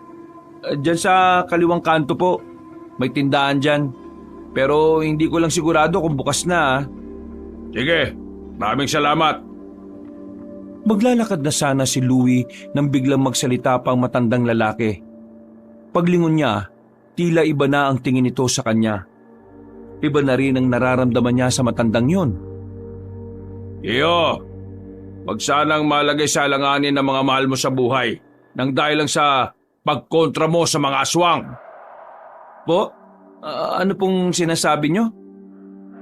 Alam ko kung sino ka. Inoobserbahan lang kita. At sa obserbasyon ko sa iyo, nalaman ko kung ano ang kahinaan mo. Sino ka ba? Akmang lalapit sana si Louie at magbabago na sana ng katawan nang biglang pumitik ang matandang lalaki sa hangin. Agad siyang nakaramdam ng sakit ng ulo dahil may narinig siyang sakit sa tenga. Pagkatapos ng mahabang tunog na yon, saka muling nagsalita ang matanda. Nasa harapan mo ang dapat mong unahin. Ang taong gumagawa ng mas maraming aswang. Ang rebeldeng albularyo. Mga abuelo. Anong ginagawa mo sa akin? Tatapusin na kita ngayon para wala na akong problema. Bigla na lamang hindi makagalaw ang binatang si Louie.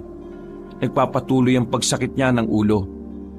Nakita na lamang niya si Mang Abuelo na dumukot na ng punyal. Akmang sasaksakin na sana nito si Louie nang biglang natauhan ng binata. Nahawakan nito ang kamay ni Mang Abuelo at maigpit itong hinawakan. Hindi niya yung binitiwan. Akala mo, porque nasa patpating katawan ako, wala akong magagawa? Nagkakamali ka. Papanong? Pilit na pumapalag ang matanda pero hindi ito makawala. Susuntukin na sana ni Louie si Mang Abuelo pero may inilabas itong bote. Binasag na matanda ang botelya sa harapan ni Louie. Maya-maya lang, umalingasaw na rin ang amoy. Nabitiwan niya si Mang Abuelo at hindi na niya yun nahabol pa. Nakatakas ang matanda nang hindi niya nalalaman kung saan papunta. Agad namang umalis doon si Louie.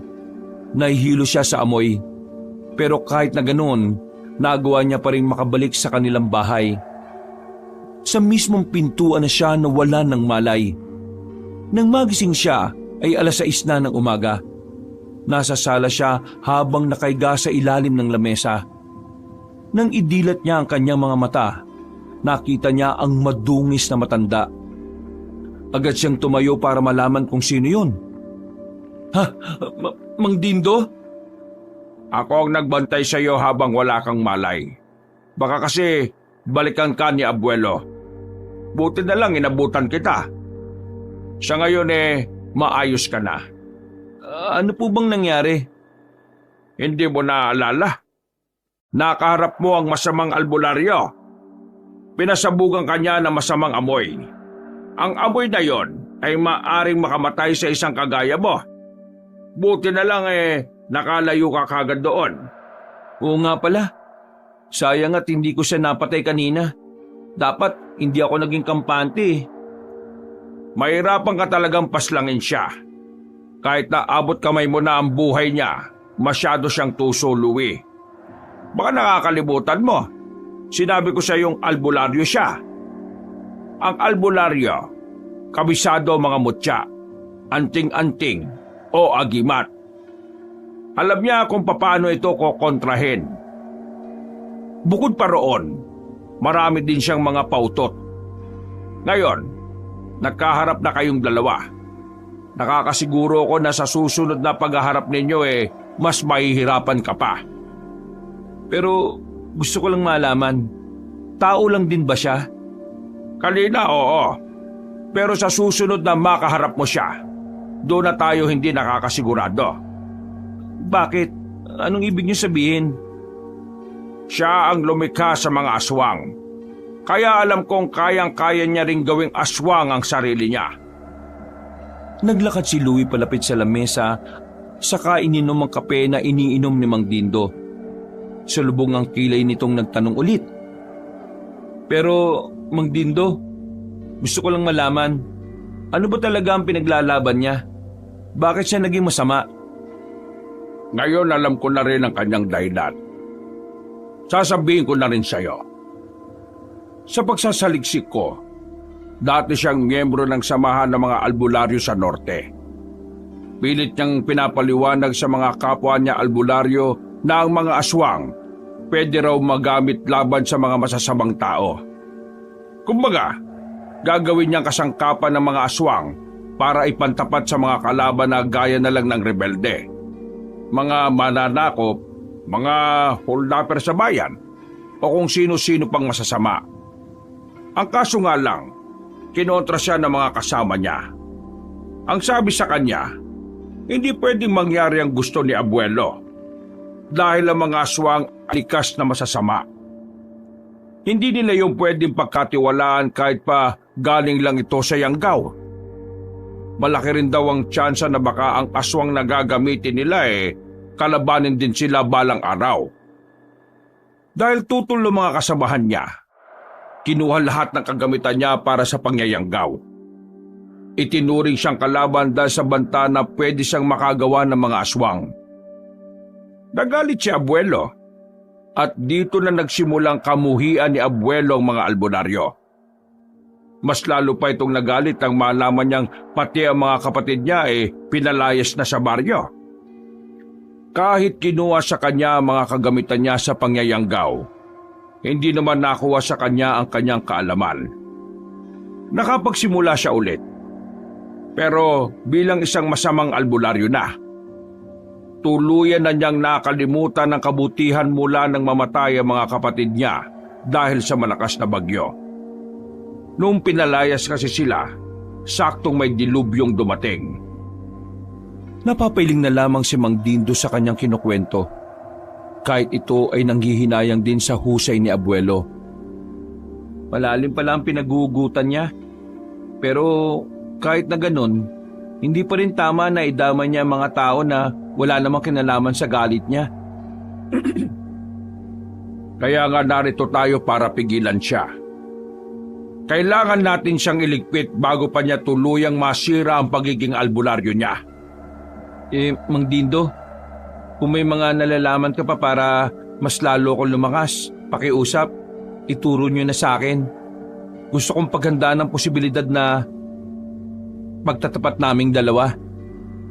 Nararamdaman ko na hindi siya basta-basta Tumango-tango lamang si Mang Dindo noong mga sandaling yon. Naglakad na lang ito paalis matapos nilang mag-usap. Pero bandang hapon, muli itong nakipagkita sa kanya sa gubat. Marami itong pinaliwanag kay Louie. Kasama na rito ang maaaring kahinaan ni Abuelo. Lahat ng anggulo ng stratehiyang gagawin niya ay inaaral nilang dalawa. Pinapaintindi din sa kanya ng matanda ang maaaring kapasidad ni Abuelo. Marami pa silang napag-usapan para palakasin pa si Louie. Nararamdaman naman ni Louie na kahit na papaano, merong nagbabago sa katawan niya at sa kanyang kaisipan. Matapos ang ilang oras na pag-uusap, bumalik na lamang siya ng kanilang baryo. Nakahinga siya ng maluwag nang makita niyang nakauwi ng ligtas ang kanyang lola Esang. La, ako na maghuhugas niyan. Tumingin sa kanya ng seryoso ang kanyang lola. Nagtaka naman si Louie kung bakit ganito ang reaksyon ng matanda. Meron kang hindi sinasabi sa akin, Louie. Hindi po sinasabi? Ano naman po yun? Kailangan bang ako pa ang magsabi o aamin ka na lang? La, May nakita akong punyal sa ilalim ng unan mo. Para saan yon? wala po yun, La. Umaming ka na. Sinabi na sa akin ng kaibigan mo. Nakita na lamang ni Louie si Jepoy sa gilid ng bakuran nila. Napapakamot pa ito sa ulo. Ikaw naman kasi pre, hindi mo tinatago ang gamit mo. Yan tuloy. Nag-isa ako kanina ni Aling Esang. Napaamin ako. Totoo ba na lumalaban ka sa mga aswang? La, ang totoo kasi niyan, Oo, hindi lang. Totoo ba? oo, La. Totoo po. Sandaling hindi nagsalita ang kanyang lola. Nakatingin lamang ito sa kanya. Kinakabahan si Louie sa mga sandaling ito dahil ang akala niya magagalit sa kanya ang matanda. Pero nagulat na lamang ang binatang si Louie nang bigla siya nitong yakapin. Tuwang-tuwa si Aling Esang. Bagay na hindi naman inaasahan na magkaibigan. Sinasabi ko na nga ba eh. Kaya ramdam ko talaga na may nagbago sa iyo. Alam mo, proud na proud ako sa iyo, Apo. Yung dating lampa na apo ko, ngayon tagapagligtas na ng mga tao. La, huwag kang maingay. Baka may makarinig sa'yo. Secret lang natin yun. Bakit pa? Masaya ako at proud ako sa iyo eh.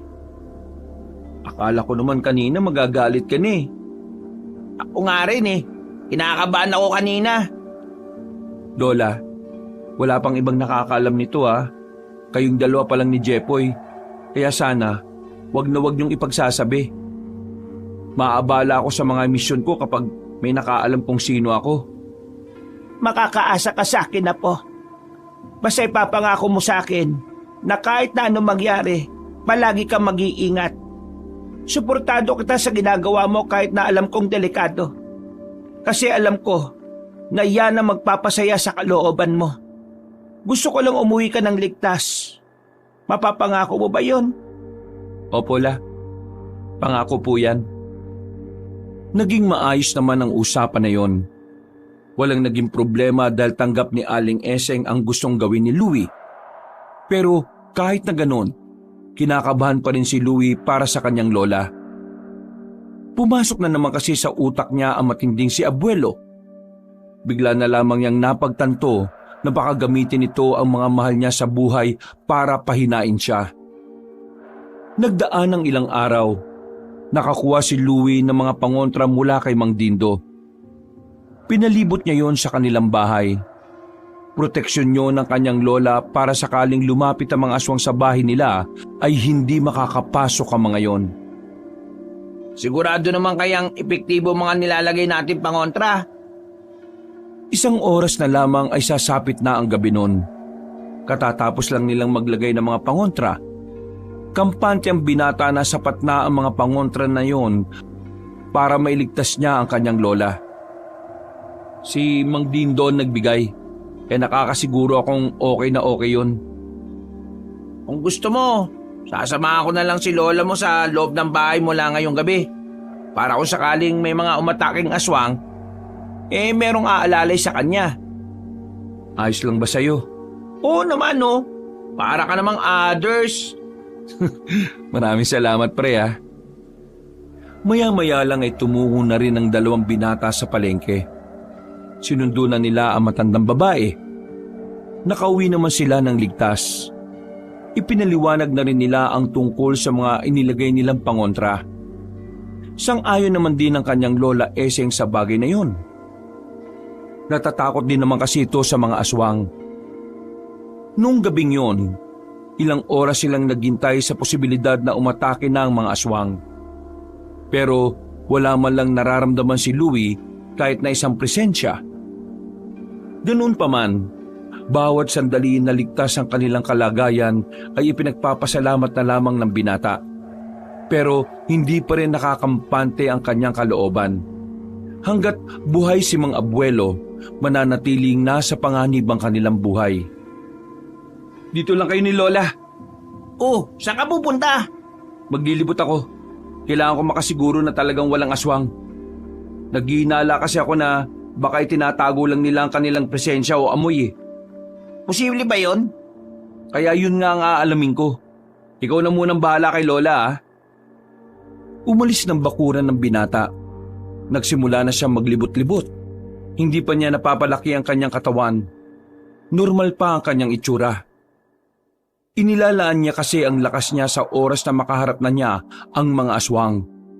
At maging ang matandang si Abuelo. Ginamit niya ang kanyang matang lawin para malaman kung may mga nakatago sa gilid-gilid. Pero wala talagang nakikita. Pinagmamasdan naman niya ang mga tao sa bakuran. Pati na rin ang kanyang mga nakakasalubong pero wala naman siyang nararamdaman na kahina-hinala. Tingin ko talaga, may mangyayari. Pinagpatuloy niya ang kanyang ronda. Makailang ulit na niyang ginamit ang kanyang matang lawin pero wala talaga. Umusbong na ang kanyang kaba. Nararamdaman niya kasi ngayong aatake ang mga aswang. Pero nagtataka siya kung bakit wala pang paramdam ang mga yon. Habang naglalakad siya, nakasalubong niya si Bornok. Hindi gaya ng dati, mag-isa na lamang itong naglalakad. Kapansin-pansin na wala rin ang angas sa mukha nito. Lihim na natuwa si Louie. Lalo na nang lumapit ito sa kanya. Louie, ano kasi, buti nakita kita. Meron sana akong gustong sabihin sa'yo. Tungkol dun sa lagi kitang binubuli. Gusto ko sanang gusto kong umingi ng sorry sa'yo. Alam ko, nakakabigla pero totoong nagsisisi na ako sa mga ginawa kong hindi maganda sa'yo. Kaya sana, mapatawad mo ako. Hindi ka pa man humihingi ng tawad sa akin, pinatawad na kita. Teka, totoo ba ang... Hindi na natapos pa ni Bornok ang kanyang sasabihin nang biglang may lumabas na aswang sa gilid nito. Akmang dadakmay ng aswang ang binata pero agad na nakapagpalit ng anyo si Louie. Lumaki ang katawan nito. Hinila niya si Bornok palapit sa kanya. Nanlaki naman ang mga mata ni Bornok. Hindi ito makapaniwala sa kanyang nasaksihan. Teka, ikaw yung nagligtas sa akin sa kagubatan? Ikaw yun, Louie? Mamaya na ako magpapaliwanag, Bornok. Ngayong gabi, maraming aswang ang darating kaya yun ang dapat nating unahin. Walang ya, ikaw pala yun. E di kung ganun, tara, makipagbasagal na tayo ng mukha sa mga aswang na ito. May ilang aswang pang dumating. Ilang sandali lang ay narinig na nila ang mga nilalang na umaangil. Napuno ng angil ang kanilang baryo. Walang sinayang na pagkakataon si Louie at Bornok. Kinalaban na nila ang mga aswang na nakapaligid sa kanila. Isang aswang ang naglakas loob na lumapit sa kanila pero dinakma lang ito ni Louie sa muka. Sinapak niya ito ng malakas kaya agad namang itong bumulagta. Nasundan pa ng nasundan ng mga lumalapit sa kanila. Pero dahil sa kakaibang lakas na meron si Louie, ay wala namang makadampi sa kanila. Nang mapatumba na nila ang lahat ng aswang, muling ginamit ni Louie ang kanyang matang lawin. Nakita niya sa kagubatan na may mga aswang pang paparating sa kanilang baryo, kaya naman agad nilang pinuntahan ng barangay. Pumasok sila sa loob, at kahit ayaw silang payagan ng mga tanod, nag-announce sila sa speaker para bigyan ng babala ang mga tao. Pagkatapos noon, isa-isa nang hinanap ni Louie ang mga aswang. Bawat makikita nilang nagtatangka sa mga bahay ay agad nilang binabasag ang bungo. Noong mga sandaling yon ay masaya si Louie kahit na nasa gitna sila ng laban. Hindi niya kasi inaasahan na ang taong nang-aaway sa kanya noon ay ang siyang katuwang niya ngayon sa pakikipaglaban sa kasamaan. Bornok! Sa likod mo! Agad na lumingon ng binatang si Bornok. at saka sinapak agad sa mukha ang isang aswang na papalapit sa kanya. Hindi pa ito nakontento. Sinakal nito ang aswang at saka binali ang liig. Salamat, Louie. Ngayon nalaman ko na ikaw pala ang nagligtas sa akin. Ngayon, ako naman ang lagi magliligtas sa'yo. Maraming salamat pero kailangan pa rin natin mas mag-ingat. Wala pa sa kalahati mga napapaslang natin eh. Wala pa sa kalahati. Gaano ba karami ang mga lintik na aswang na yan? Hindi ko rin alam eh. Pero dapat natin silang ubusin bago pa nila masaktan ng mga tao. Muli silang rumonda. Nadaanan na nila ang lahat ng kabahayan. At bawat tapat nito ay iniwan nila ang mga nakabulagtang mga aswang. Tunay ngang napakasimple lang para kay Louie na kalabanin ng mga aswang. Pero ang mas pinaghahandaan niya ay ang matandang si Abuelo, na sa mga sandaling ito ay hindi niya pa rin makita o maramdaman. Sumunod ka sa akin. Dito, mas marami sila. Nagmamadali silang tumakbo patungo sa bandang dulo ng kanilang baryo. Sa parting ito, tabi-tabi ang mga bahay na abandonado na. Meron ding mga maliliit na gusali na hindi na rin nagagamit. Batid ni Louie na maaaring biglain sila ng mga aswang dahil na rin sa ganda ng mga pagpupwestuhan ng mga yon. Kaya naman dumidikit lamang ang binata sa kanyang kasama. Maganda ka, Burnok. Marami na sila rito. Gaano karami? Mas marami pa sa kaaway mo. Maya-maya lang, nagpakita na rin ang mga aswang. Bawat gilid, bawat bahay ay merong nakatago roon. Nagsarado na ang kamao ni Louie. Inihanda na niya ang kanyang sarili para sa sabay-sabay na paglusob ng mga yon. Hindi nga nagtagal, bigla-bigla na lamang lumundag, tumakbo at gumapang ang mga aswang patungo sa kanilang kinatatayuan. Gigil na gigil. Tila mga hayop na gutom na gusto silang pirapirasuhin. Parang mga nilalang na mag-aagawan sa kakaunting pagkain. Takbo na! Kaya ko na to! Hindi ako tatakbo, no? Nanatili si Burnok sa kanyang tabi. Kaya na makalapit na ang mga aswang, silang dalawa pa rin ang nakipagsabayan. Sa dami ng mga aswang na yon, hindi maiwasan na masugatan na rin si Louie. Si Burnok naman ay may mga galos na rin pero hindi pa naman malala. Mas itinutuon ni Louie ang kanyang atensyon sa mga nasa harapan nila kaysa sa mga natatamo nilang galos. Mga salot kayo! Nang mapalibutan na sila ng mga aswang, naramdaman ni Louie ang namumuong enerhiya sa kanyang kamao. Para bang mas lalo siyang lumalakas sa mga sandaling ito. Pinatigil niya si Burnok. Umatras sila ng umatras hanggang sa pader na ang nasa likuran nila. Ano bang binabalak mo? Ako nang bahala. Watch me and learn. Nalalaki ang mga mata ni Burnok nang makita ang panlalaki lalo ng braso ni Louie. Buong puwersa itong bumuelo. Pagsuntok nito ng malakas sa lapag, malakas na hangin ang nilikha nito. Sa lakas ng hangin, napatras at tatumba ang mga aswang. Nahilo ang mga yon. Sinamantala ni Louie ang pagkakataon. Nilapitan niya agad ang mga yon. Pinagsasampal niya sa muka hanggang sa mabali na ang leeg. Kinukurot niya ang mga utong hanggang sa mamatay.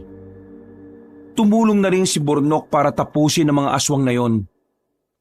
Makukulit kayo, ha? Binatukan ni Louie ng malakas ang isang aswang na kumapit sa paa niya.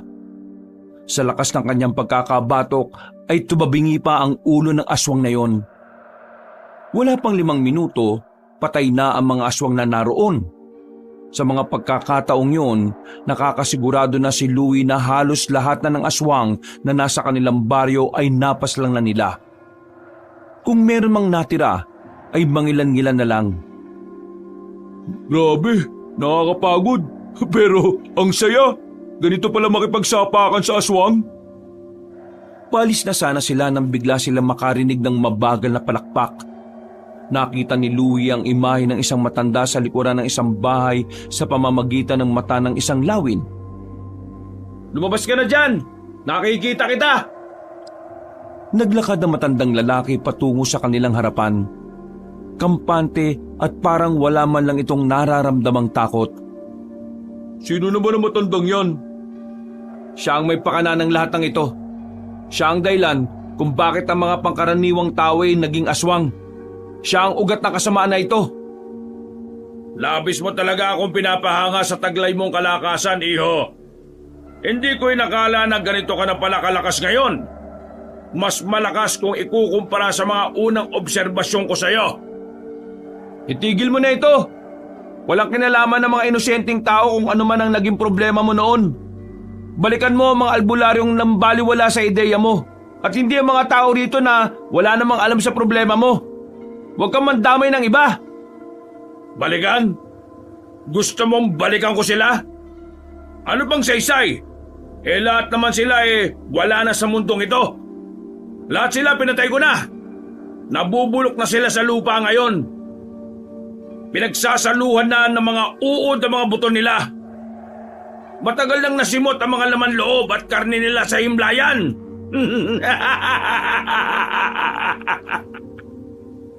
Kung ganon, bakit pati mga tao ngayon dinadamay mo kung nakaganti ka na pala sa mga tao may kasalanan sa'yo? Dahil ngayon naiintindihan ko na kahit kailan, hindi ko kailangan magtiwala sa lahat ng tao sa mundo. Dahil wala ni isa sa inyo makikinig sa mga gusto kong mangyari. Lahat kayo, ang pabagsakin ako ang una niyong gustong gawin. Wala akong pakialam sa mga buhay na nawala. Nawalan din ako ng mga mahal sa buhay. Kaya gusto ko, dapat lahat ng tao magdusa. Hindi lang ako. Sama-sama tayo malungkot, magalit at magsisi. Hindi ako papayag na habang inaalala ko ang mga namatay kong kapatid may mga katulad yung nagiging masaya. May panahon ka ba para magbago?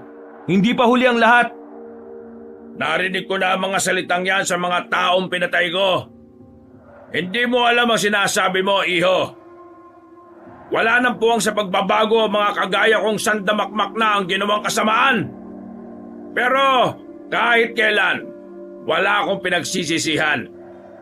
Dahil kahit gumawa naman ako ng kabutihan ganun pa rin ang mangyayari. Hindi ko na maibabalik ang buhay ng mga kapatid ko. Kaya eto, gagawa ko ng mga bagay na alam kong makakapagpasaya sa akin para tuluyan na akong makalimot sa lahat ng sakit na nararanasan ko.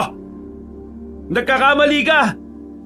Huwag ka magsalita na parang alam mo ang tama at kung ano ang dapat gawin. Kahit na kailan, wala ka sa kalagayan ko. Maiintindihan mo lang ang nararamdaman ko kapag ikaw na mismo ang nakaramdam nito.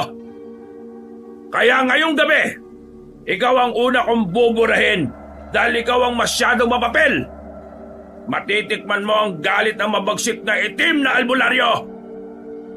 May kung anong ininom na bagay ang matandang lalaki. Mga ilang sandali lang, bigla-bigla na itong naging halimaw. Mas malaki ang katawan nito kumpara kay Louie. At hindi lang ito ang nangyari. Tingin niya ay may ginawang pandaraya si Mang Abuelo. Bigla na lang kasi siyang nakaramdam na naman ng pagkahilo. Nakita na lang niya na binalibag na ni Mang Abuelo si Bornok sa gilid.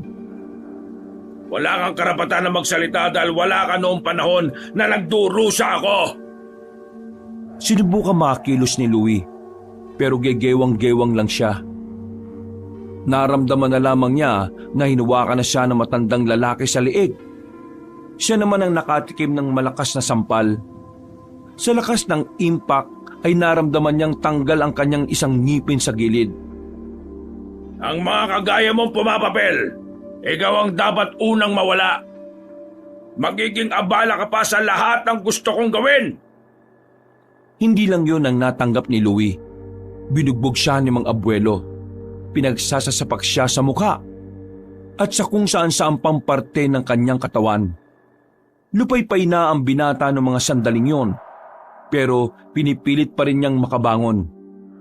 Mga ilang sandali lang, nakita niyang may kinuha na rin patalim si Mang Abuelo. Isang punyal na kulay ginto. Alam mo ba kung para saan ang punyal na ito? Kapag sinaksak at namatay ka rito, pati kaluluwa mo patay rin. Ibig sabihin, hindi na mangyayari sa iyo ang tinatawag nilang reincarnation. Wala ka ng pangalawang buhay sa ibang pagkatao. Tuluyan ang mabubura sa mundong ito ang mga presensya mo. Mas lalong nahihilo si Louie sa mga pagkakataong yon. Pero muli niyang naramdaman ang kapangyarihan ng lawin. Bigla siyang nagkaroon ng pangitain sa utak niya kung ano ang susunod na mangyayari. Kaya naman lumakas ang kanyang loob.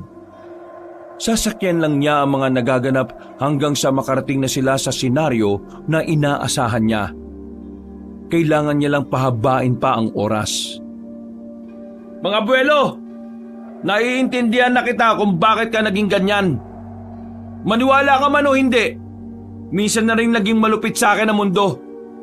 Alam yan ang taong binalibag mo. Minsan ko na rin binalak na magiganti. Pero ano? Naging mabuti ka pa rin at pinatawad mo siya? Inutil! Tigilan mo na ako sa mga katarantaduhan na sinasabi mo. Wala nang magbabago sa isip ko.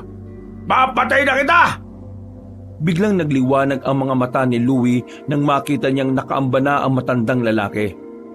Akmang sasaksakin na siya nito nang biglang nagkaroon ng buong lakas ang binata. Nagawa niyang makailag. Nawala na rin kasi ang kanyang pagkahilo. Maya-maya pa, sinamantalan na niya yon para magpakawala ng malakas na suntok. Maraming salamat, mga abuelo. Hindi mo na kami pinahirapang talunin ka. Sumuka na ng dugo ang matandang si abuelo sa lakas ng suntok ng ginawa ni Louie. Napatras sa matanda at sandaling hindi maigalaw ang buong katawan dahil sa sakit. Jepoy! Ngayon na! Nagtaka si Jepoy nang malaman ni Louie na nakatago lang pala siya sa gilid. Naghihintay kasi ito ng tamang pagkakataon. Nang marinig na nito si Louie, pinukul na ni Jepoy ang punyal. Ang punyal na laging nasa ilalim ng unan ni Louie. Nang masalo ito ng binata, walang sinayang na pagkakataon si Louie at dali-dali na niya itong itinarak sa kaliwang dibdib ni mga abuelo. Marahan pa itong napaatras. Hindi makapaniwala ang matanda na ang lahat ng kanyang pinaghirapan sa loob ng mahabang panahon, sa loob lang ng ilang dekada, matatapos lang sa ganong kadali. Ni hindi pa niya nga nailalabas ang tunay niyang lakas. Mga abuelo, bago kayo mawala, gusto kong tandaan niyo ang sasabihin ko. Mga abuelo, kahit na kailan, hindi nananalo ang kasamaan laban sa kabutihan. Kahit na anumang panahon, kahit anumang henerasyon, palaging magwawagi ang liwanag kaysa sa dilim. Kaya sana, mapagtanto mo na mali ang landas na tinatahak mo.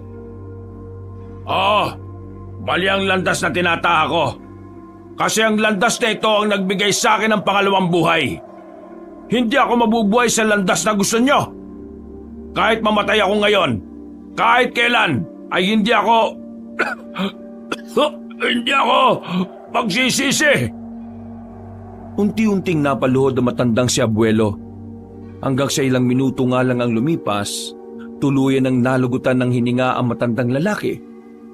Hanggang sa huling sandali, hindi man lang nagsisi ang matandang albularyo. Bagay na pinanghinayangan ni Louie. Pinagdadasal na lamang ng binata na sana sa kabila ng kasamaan ni mga abuelo, magkaroon ng konsiderasyon ng Diyos para sa kanya. Natalo nila ang kasamaan, naubos nila ang mga aswang. Wala masyadong nasaktan sa residente sa buong baryo. Hindi gaanong nahirapan si Louie.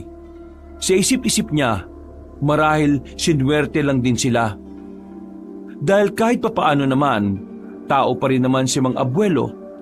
Kaya naman, naroon pa rin ang katotohanan na ang tao ay kayang-kaya pa rin talunin ng tao. Kahit magbago pa ang kanilang anyo. Tinanggap na lamang ni Louie na kahit kailan, kasamaan na talaga ang pinili ni mga abuelo. Itinuon na lamang niya ang atensyon sa mga mahal niya sa buhay.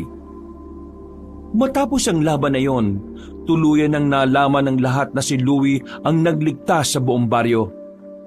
Natuwa ang mga tao. Masaya rin naman ang dalagang si Ara para sa kanya. Nakalauna naman ay naging kasintahan din ni Louie. Samantala, kahit tapos na ang misyon ni Louie, nanatili